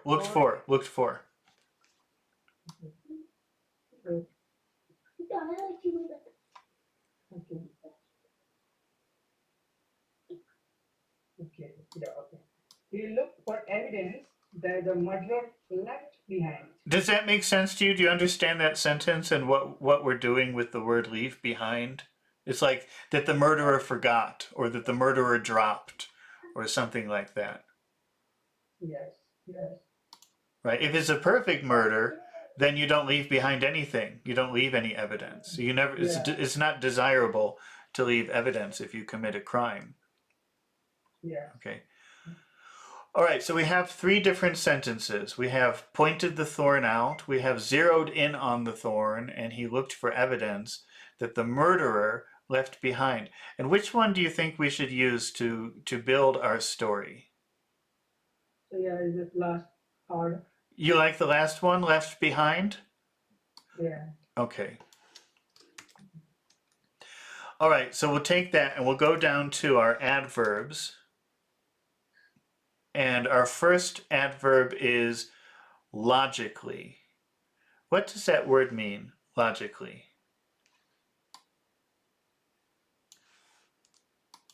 Okay.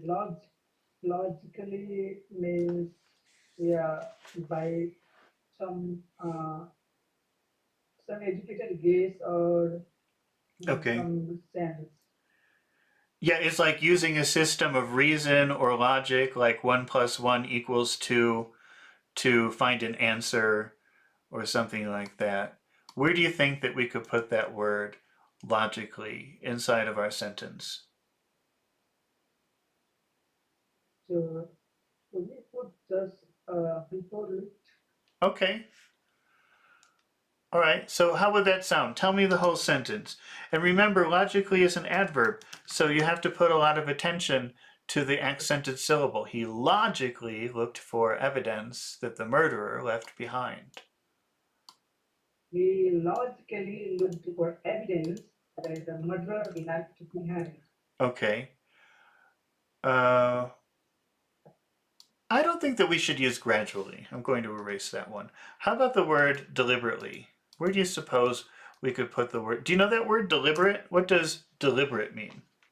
Okay, so deliberate means uh, like uh, like intentionally. Yeah, Yeah, intentionally. intentionally. And you're right, In, intentionally. Intentionally. That's right. So you did it on purpose. You did it intentionally. You did it in a very conscious way. Where do you think we could put the word deliberately? so we can put uh, before left. You could. What would that mean? If you say that would be possible, but that would have a very special meaning in this context. What would it mean if you said the murderer deliberately left behind evidence?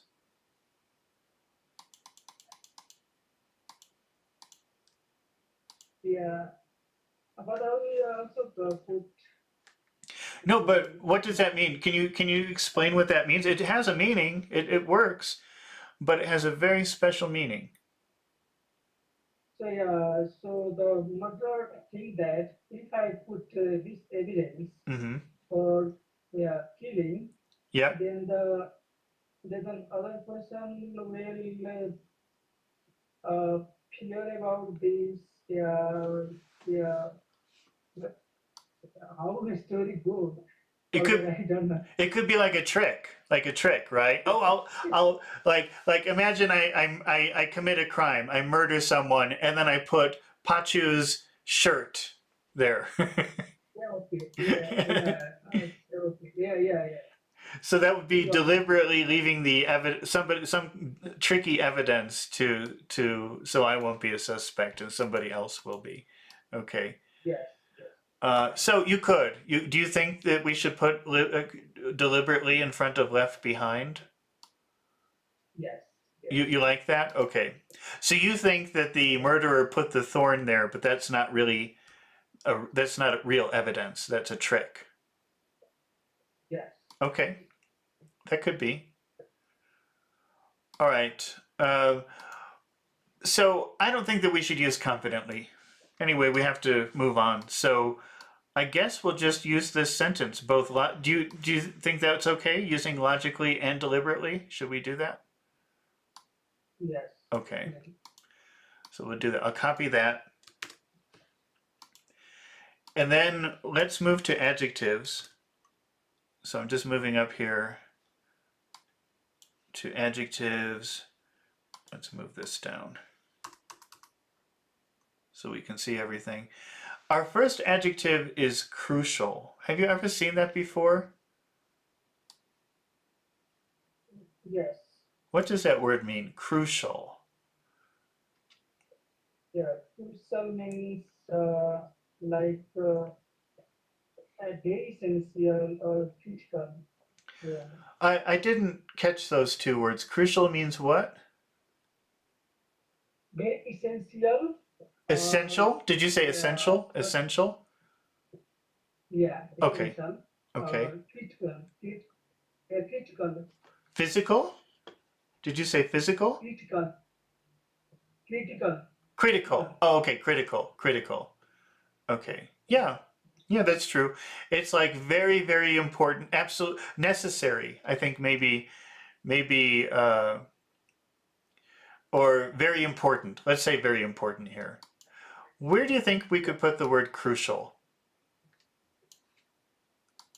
and you can put before evidence, We could. So that means crucial like evidence.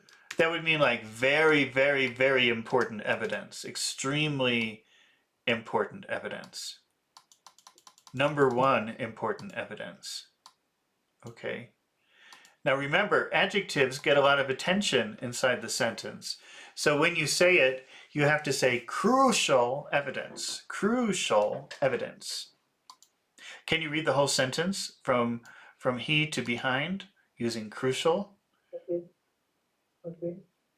So we logically looked for crucial evidence that the murderer deliberately left behind. Yes, it's good to hit those words. He logically looked for crucial evidence that the murder deliberately left behind. That's how it sounds. That's a natural sounding English sentence when you do that. Okay. What about the word convincing? What does that adjective mean? Convincing.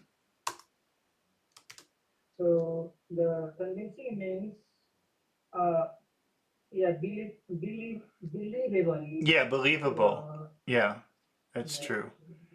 So is something what is convincing evidence? What would that mean? Convincing evidence. yeah, the evidence that gives some proof Okay. about the tape. Okay. Yeah. So we could put convincing here. And how would that sound? Can you read the sentence using convincing? And remember, it's an adjective, so convincing, spend a lot of time with vin. Okay. So we logically looked for convincing evidence that the murderer deliberately left behind. Deliberately left behind. Right. Okay. Let's just stick with those. We've got deliberately, we've got crucial evidence and convincing evidence. I think we just have to move on so that we can make another Yeah. sentence. So, which one do you like more? Do you like convincing evidence or crucial evidence? So yeah, crucial is okay. Crucial, crucial. Don't forget to whistle when you say sh. Crucial, crucial, Crucial, crucial. shh, crucial, crucial. Okay. All right. So we'll pick that one. We'll move on to relative clauses so we can make another monster sentence here. And let's see. I have to make some room. My big head is covering all the sentences. So our first relative clause is that had been hidden in plain sight. Where could we put that? So yeah, crucial. So we can put after evidence. Yes. But I think that we'll have to delete the other thing. I don't think we can put both. Or we could use and. We could say, let's see. Do you want to keep both? Do you want to put the murderer deliberately left behind and hidden in plain sight? We can remove it. Okay, we can remove it. All right. So I'll keep this sentence, but then we'll make a new sentence with that had been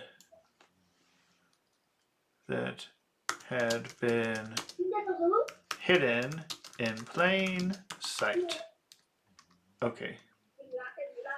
Can you read that? Read the whole. First of all, what is the most important word in that phrase that had been hidden in plain sight? Which word do you think we have to give a lot of attention to?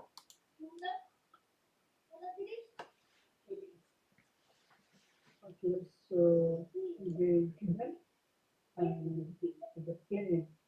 Which word? I'm sorry, I can't hear you too well. Okay, say hidden Oh, hidden? and plain sight. And what? Plain and sight. What does this word Plain plain? and sight. What does plain mean? Yeah, plain means the black and white. Okay, like simple, black and white, clear, something like that. Yeah. Okay. That's a very important word here. That's maybe the most important word in the phrase. That had been. So listen to this. We have that had been. Listen to how I say it. That had been. That had been. That none of those words are very important, so that they don't get much pronunciation. That had been. Can you say that? That had been. Okay. That had been. That had. Don't forget the id. We have to have that. That had. That had. That it. That it. That it. That had been. That had been. That had been. That had been. That had been hidden in plain sight. That it. That it been hidden in plain sight. Yeah, that had been hidden in plain sight. That is that had been hidden in plain sight. Okay, he logically looked for crucial evidence that had been hidden in plain sight. He logically looked for crucial evidence that had been hidden in plain sight. Okay, what about this one, which completely changed the investigation? Where would you put that? Which completely changed the investigation. Okay, so yeah, we can put after evidence or we put like Okay. He logically looked for crucial evidence which completely changed the investigation. And which words are important in that phrase? so we say completely Yes. and change investigation. Okay. Changed. That's right. An investigation. So the gay in investigation must be very big, which completely changed the investigation. Actually, wait, investigation. There are two accents in that word. Let's just stick with gay. Okay. So how would you read that phrase? He logically looked for crucial evidence which completely changed the investigation. Yes. Okay. Let's finish there. So we've got deliberately left behind, completely changed investigation, or everyone had ignored. Which one do you think we should use? It completely changed the You like that one, which completely changed the investigation? yes. Okay. Let me just make a copy of that. I think we'll do one more sentence. Okay, we'll make one more monster sentence, and I guess we'll finish. Okay. We'll wrap up the video there because this is getting long. But I'll come back. I'm going to do another video later, a nerd video. I think of history this time, in about 5 hours from now. So we'll be back later, a little bit later, with more. Okay, so let's move on to frame 3. Let me just change this here. So here we have frame 3 with the picture. And I'm just going to move this over with so we can see there are vocabulary words. And Let's start with a phrasal verb. We're looking at picture 3, frame 3. How could you use the phrasal verb figure out to describe what is happening in frame 3? And we can add something. We could add try to. That might be helpful. Like try to figure out, try to work out. We'll talk about what that means in a minute. Yeah. So the detective tried to figure out, Uh-huh. yeah, figure out the thorn, Okay. the evidence. What if we said like what if we did this? The detective, oh, we'll say he, because we know it's the detective already. He tr Yeah, yeah, he he tried to figure out. What if we say this? The significance yeah, of the thorn. What do you think about that? yeah. So the he tried to figure out uh, the significant evidence of thorn. Do you know that significance also means like meaning, the meaning of the thorn, the importance of the thorn? Like, why this Yeah, thorn? What does this mean? So if I say he tried to figure out the significance of the thorn, he takes the yeah, thorn and he says, what does this mean? I think this might be important. Do you understand? yes, yes, Yeah, okay. Yeah, so we don't have to say too much. We can just say he, I'm going to get rid of the picture now. It's getting in the way.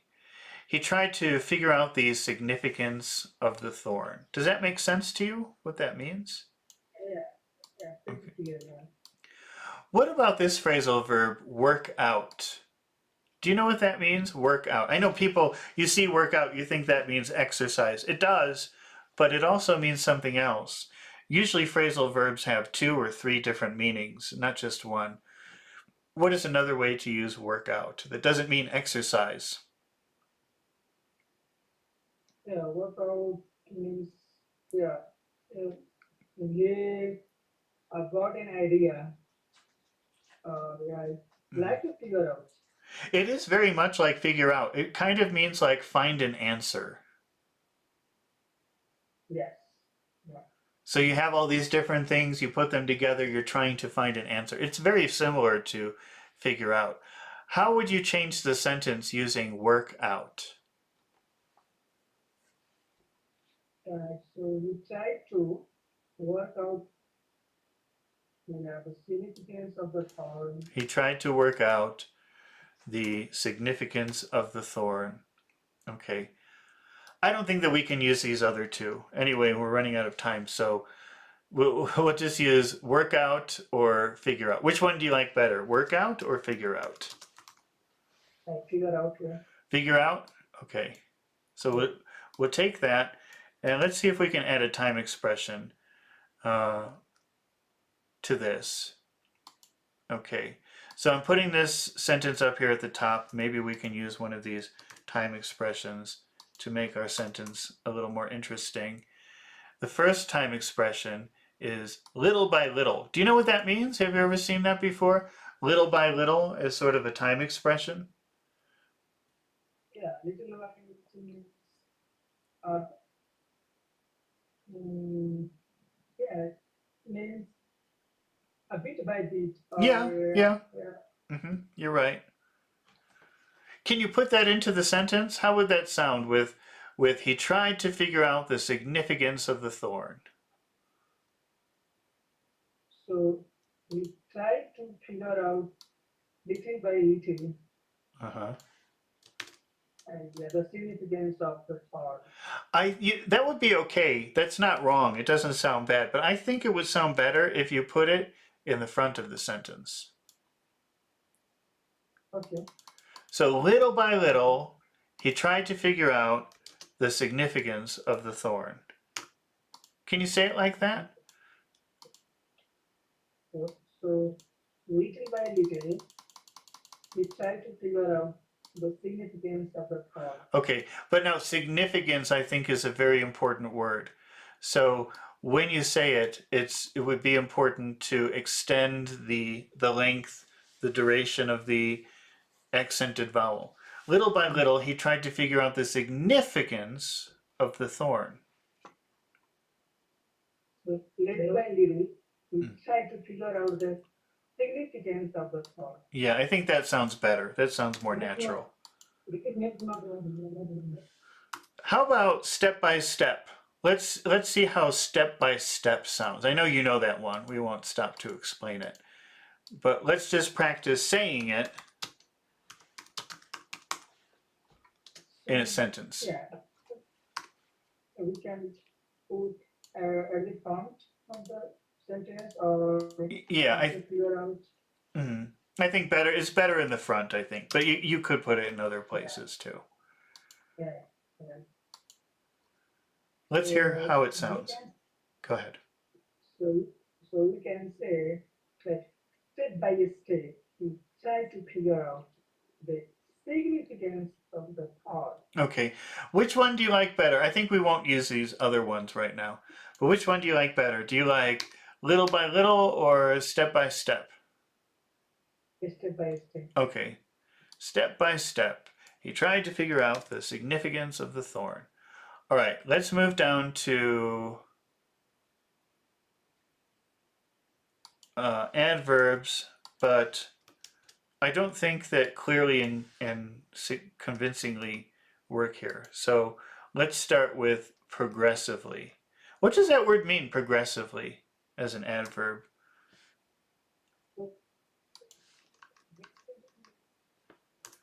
Uh-oh, something's going on with your microphone. Suddenly I don't hear you anymore.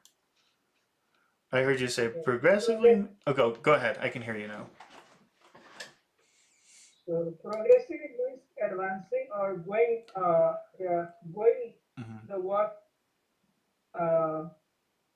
further. Yeah, it means like advancing, going forward. It really is very similar to step by step or little by little. Yes. Where could you put that word inside of the sentence? So we can put before side, we progressively try to figure out the significance of the thought. All right, that works. How about confidently?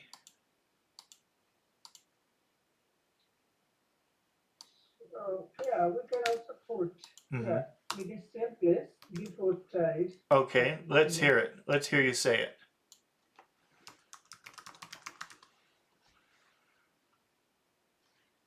So step by step, we progressively try to figure out the significance of the thought. Let's hear you say it with confidently. Confidently. Okay. Confidently. Confidently. Yeah, say the whole sentence. Let's hear confident. I want to hear you say confidently in the middle of a sentence. That's really important. Okay. So step by step, we confidently try to figure out the significance of the thought. Okay, significance. Not significance, but significance. Significant. Yeah, like that. Significant. Which one do you like better? Do you like progressively or confidently? Yeah, confidently. You like confidently? Yeah. Okay. All right, let's move down to adjectives. But actually, I don't think we will have to use another sentence. We'll have to make another sentence if we want to use an adjective, because no adjective really will fit here, okay? So the first adjective that we have is plausible. Do you know that adjective? Have you ever seen that before? Plausible. Yeah, I met many times, but I did not know the meaning. It means like believable. It means something that is easy to believe, something that is easy to accept. You could see it like a good a very common collocation would be plausible explanation. Okay. So you know, like, oh, can you explain this?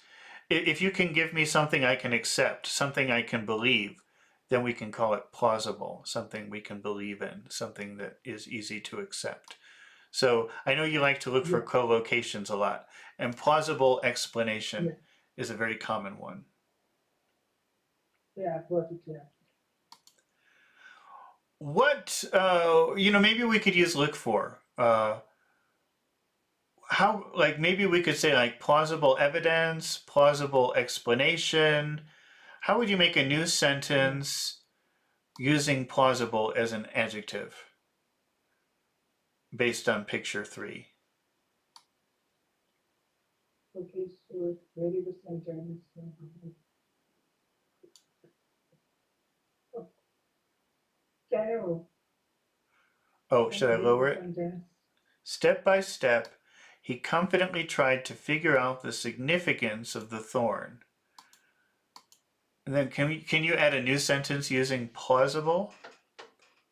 Something that's easy to believe, easy to accept. Plausible evidence, plausible explanation, plausible. And Uh-huh. and uh, and he accepted plausible. Mhm. How to make it? Maybe we could say he looked for, he wanted, Okay. he tried So to find. he went up. Okay. So he tried to find plausible evidence. Okay, he tried to find plausible evidence. That means like evidence that's really good that everybody can accept, that everybody can say, oh, yes, that is evidence. That is real evidence right there. Like a fingerprint or a footprint or something like that. Does that make sense how we're using the word plausible here? Yes. Yes. Yes. Yeah. That's a And good that's a good word. That's a good word to know. yes. Yes. Okay. So I need that kind of. Yeah. You like you said you've seen it before. Yes. Yeah. What about this word coherent? Coherent means uh, something uh, similar or something is a good relationship between ideas or yeah is equal. Equal, Uh, well, you know, it's uh, kind of like things that match or things that fit together, things that go together yeah. very Yeah. well, Yes. Yeah. things that fit. Really, it's very similar to plausible because in the way it means like it makes sense, like the two things make sense together. Yeah. Yeah. So plausible evidence, that would be evidence that you can accept or believe. Coherent evidence means evidence that you, two things like two pieces of evidence or three pieces of evidence, and they all are logical together. They all make sense together. Yes. Yeah. Is that pretty clear, the difference? They're similar Yeah. though. They're kind of similar. Yes. Where could we, Yes. how could we use coherent in our sentence? So we can say that yeah, you try to find coherent evidence. Okay, now where's the accent? Coherent. Coherent. Coherent. Yes, Coherent. it's the he. Coherent. So when you were saying it earlier, that's the one thing you were not pronouncing. So that becomes very difficult to understand because it must be the sound that gets the most attention. Coherent. Yeah. Okay. Coherent. Yes. Yeah. Yeah. Just when I study here, uh, I do properly, but out of a class, this Uh-huh. class, I go on Yeah. my own style. Yeah, you do your own style. You do Pachu's style. Yeah, yeah. But here I become careful Yeah, how to say that's why it's just practice. You have to practice the right way, and maybe you'll forget Pachu's style. it. Okay, let's eliminate unlikely. Let's not use unlikely. But this word compelling, that's kind of a good word to use. So, have you ever seen that word before? Compelling. Yes, yeah. What does that word? What does that mean? Compelling. Comparing is like believable, Well, you know, like possible. compel kind of means to make you move. So, for Yeah. example, here's a collocation for you. Compelling speech. Okay, that is a speech. If somebody gives you the speech, it inspires you. It makes you want to move. It makes you want to do something. Yeah, yeah, yeah. Yeah, So, comparing means yeah, uh, com, uh, what is compelling evidence? If you find these are all collocations, you could. I mean, all of these plausible evidence, coherent evidence, compelling evidence. Those words are very common together. yeah. But if compelling means make you move, make you want to do something, what is compelling evidence? So we can try to find comparing evidence. But what does that mean? Okay, that's right. That's a good sentence. Step by step, he confidently tried to figure out the significance of the thorn, and he tried to find compelling evidence. Yeah. But what does that mean if you call it compelling evidence? That's what I'm asking. Okay, so the comparing evidence means uh, the evidence that moved yeah, the people or idea Hmm. or Okay. compelling means we can say by forcefully, we push something. Push. Maybe push is a good synonym. You're right. Push could be a very good synonym here because it pushes you in a direction or it pushes you to do something. Yes. So push I think is really a good synonym here. Okay. Does that make sense? If you say compelling evidence, that pushes you in the direction, oh, he's the murderer. Or it pushes you to look more like, oh, this is very interesting. Let's go in this direction. So it's pushing you somewhere, somehow. Yes. Is that pretty clear? Yeah. Yes. Yes. Okay. Well, which one do you like? Do you think that we should use confidently, coherent, or compelling to build our monster sentence? So coherent, Yes, coherent. You have to. That's the one thing you're not pronouncing that you must pronounce. Coherent. coherent, Yes. If you coherent. say coherent, people will say, "What? What is that word?" Because it's coherent. You have to make the big sound big. Uh, all right. So we'll use coherent, and we'll go down to the relative clauses, and then I think we'll finish. But before we do the relative clauses, read one time the entire sentence that we have constructed here, step by step. Okay.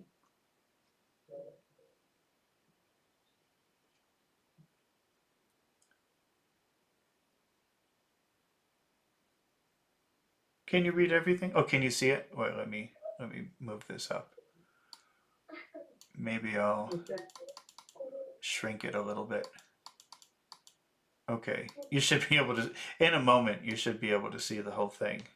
No, I see, Oh, but can put a bit. Okay, now it is. Yeah, okay. So okay, I can. Okay. can you see? Yes. Okay, Yes. let's hear the whole Yes. thing. Check. I. Okay. So I did step by step. He confidently tried to figure out the significance of the thorn, and he tried to find coherent evidence. Okay. Oh, that was a good coherent. Do you think we could put this relative clause somewhere which explained every clue?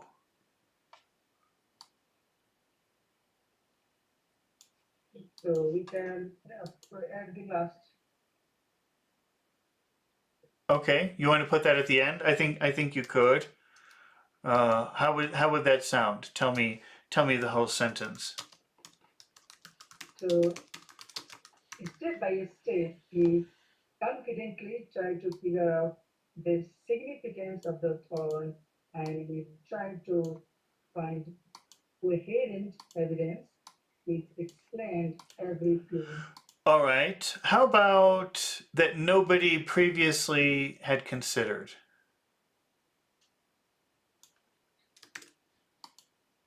Yeah.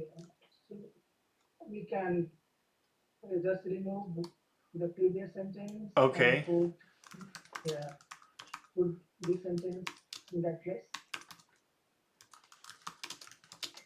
So we can say we try to find coherent evidence that nobody had previously considered. Okay, but now, previously that's an adverb, and most of the time inside of a regular sentence, it would get a lot of attention. So when you say it, it should sound more like this. Previously. Previously, That nobody previously had considered. That's really important if you want to sound more natural. that nobody previously No, okay, considered. it's not viously, it's previously. This part is not important. It's just the pre that is very important, the accented syllable. Okay, so previously, Yes, okay. That nobody something previously had considered. that nobody previously had considered. Okay. What about this final one, which gradually became impossible to ignore? Where do you think we could put that? Which gradually became impossible to ignore. That, this also goes in the end. Oh, I think it could go somewhere else, actually. I mean, it could go at the end, you're right, but I think it could also go somewhere else. So, okay, so this schedule is becoming what you do now. So, yeah, we can put to figure out the significance of the thorn, Yeah, yeah, yeah, after thorn. yeah. And then you get your super big sentence that you like, too. Yes, yes, Because yeah, it works there, yeah. you can add, you have two, you have two relative clauses. So now remember, we want to say gradually. That's an adverb. We want to make sure that we pronounce that in a very big way. And also we've got the adjective impossible. And we want to make sure that we pronounce adjectives in a very big way. So which gradually became impossible to ignore. It gradually became impossible to ignore. Okay. Well, I think we've got it. I think we've got the whole big sentence. Let's see if it fits on the screen. Maybe I'll just try to make it a little bit smaller so it fits neatly.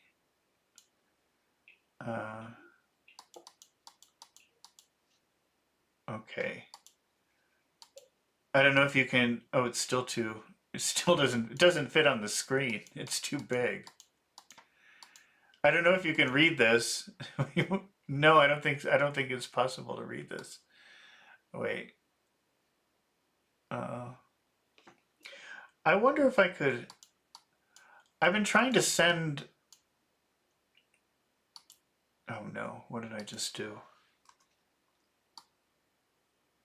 I'm going to make this bigger. It's just not readable. Okay. I'm going to try to send this into Discord, but we seem to be like on a different page here. Okay, I'm putting this in the Discord chat, but it's not on the screen where we are. I don't know if you can see it. Can you see that? Yes. Okay. Yes. First of all, just read that, and then we're going to read the entire thing that we've just written. It would be one very long, big thing. Go ahead. Okay. Okay. So step by step, we confidently try to figure out the significance of the thorn, and we try to find coherent evidence which explains every clue. Step by step. Oh, it's the same thing. I did it twice for some reason. Okay. Now let's do this. Okay, we're going to do everything together from all the three monster sentences that we built. And I wonder if I can I think I'll put this in the chat. What happens if I try to put the whole thing in the chat for everyone to see? Well, let me just find that. Yeah, that would be also. Okay, let's see if we can fit everything. Uh-oh, I exceeded my limit of what I can write here. So let me delete. Okay, I'm going to put it in the chat in two parts because it's too long. Oh, that's still too long. Wow, this is really long. So only 50 characters go in the chat. What? Only 50 characters go in chat. More than that, it doesn't take.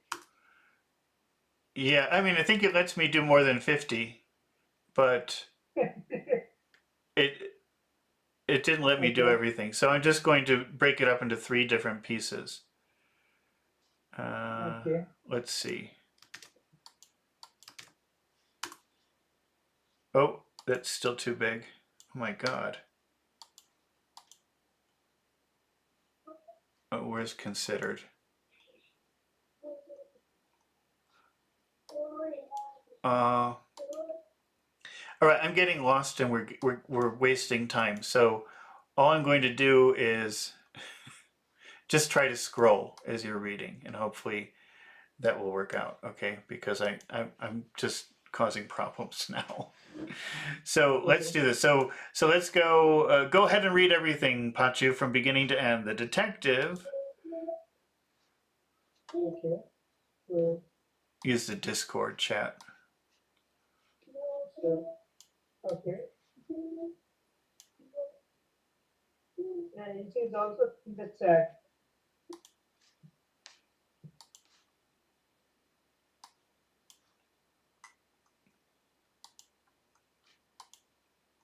I don't know what's going on anymore.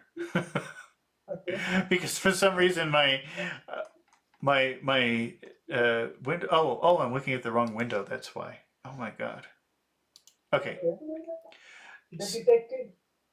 Yeah. Go ahead. Go Can ahead. I read? Yeah, go ahead, please. The detective methodically ruled out everyone's opinions because the revealing thought, which immediately caught Holmes' attention and seems to contradict the evidence which nobody else had considered.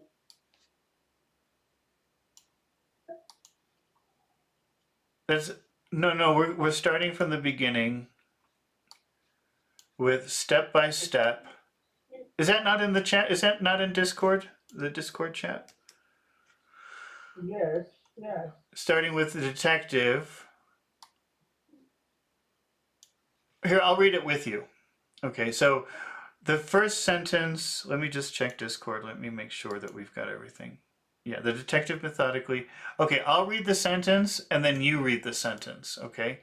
So the detective methodically ruled out everyone's opinions because the revealing thorn, which immediately caught Holmes's attention and seemed to contradict the evidence which nobody else had considered.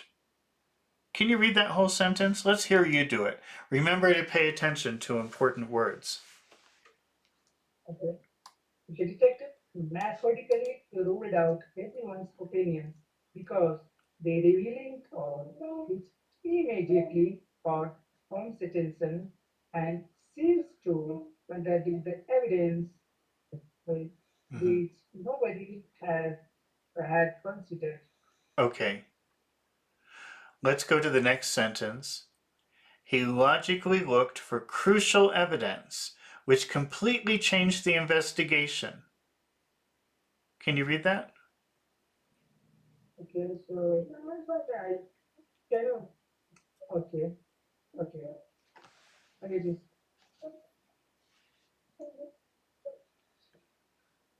um, it go further. Okay, okay. So he logically looked for further evidence which completely changed the investigation. Okay, but now remember, also logically is an adverb and crucial is an adjective, and those would get attention.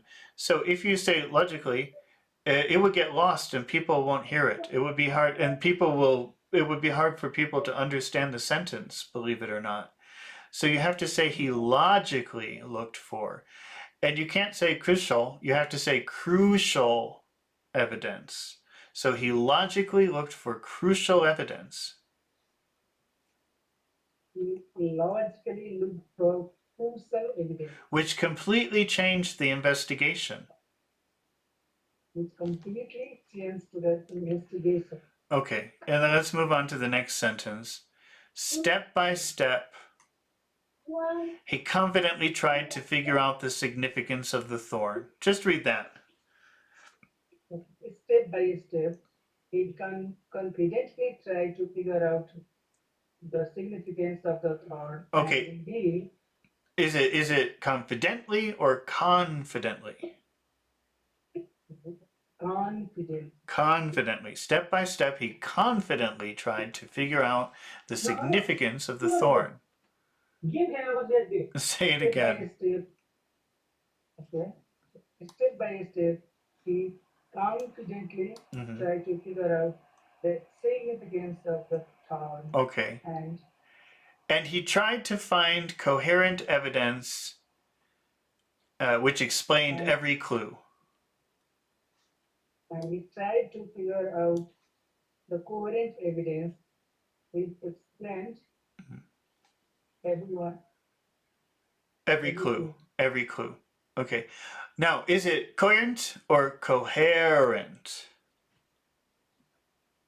Coherent. Coherent. Coherent. That's important. Okay.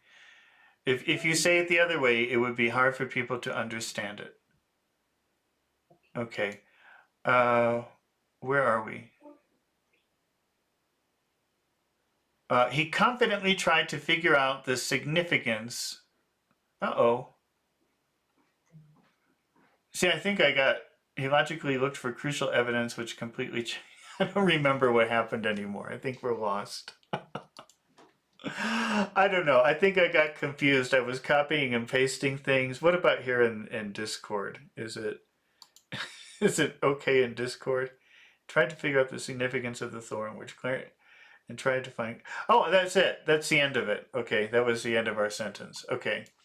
Wow. Boy, I got really confused. Okay. Well, I think we have to finish here for today, and I'll be back in about 4 or 5 hours doing a nerds video, hopefully a little bit more organized than this. And so if you want to come back and volunteer then, we'll be back at around 1:30 Mexico City time. All right, thank you for participating, Pachu, and I'll see you next time.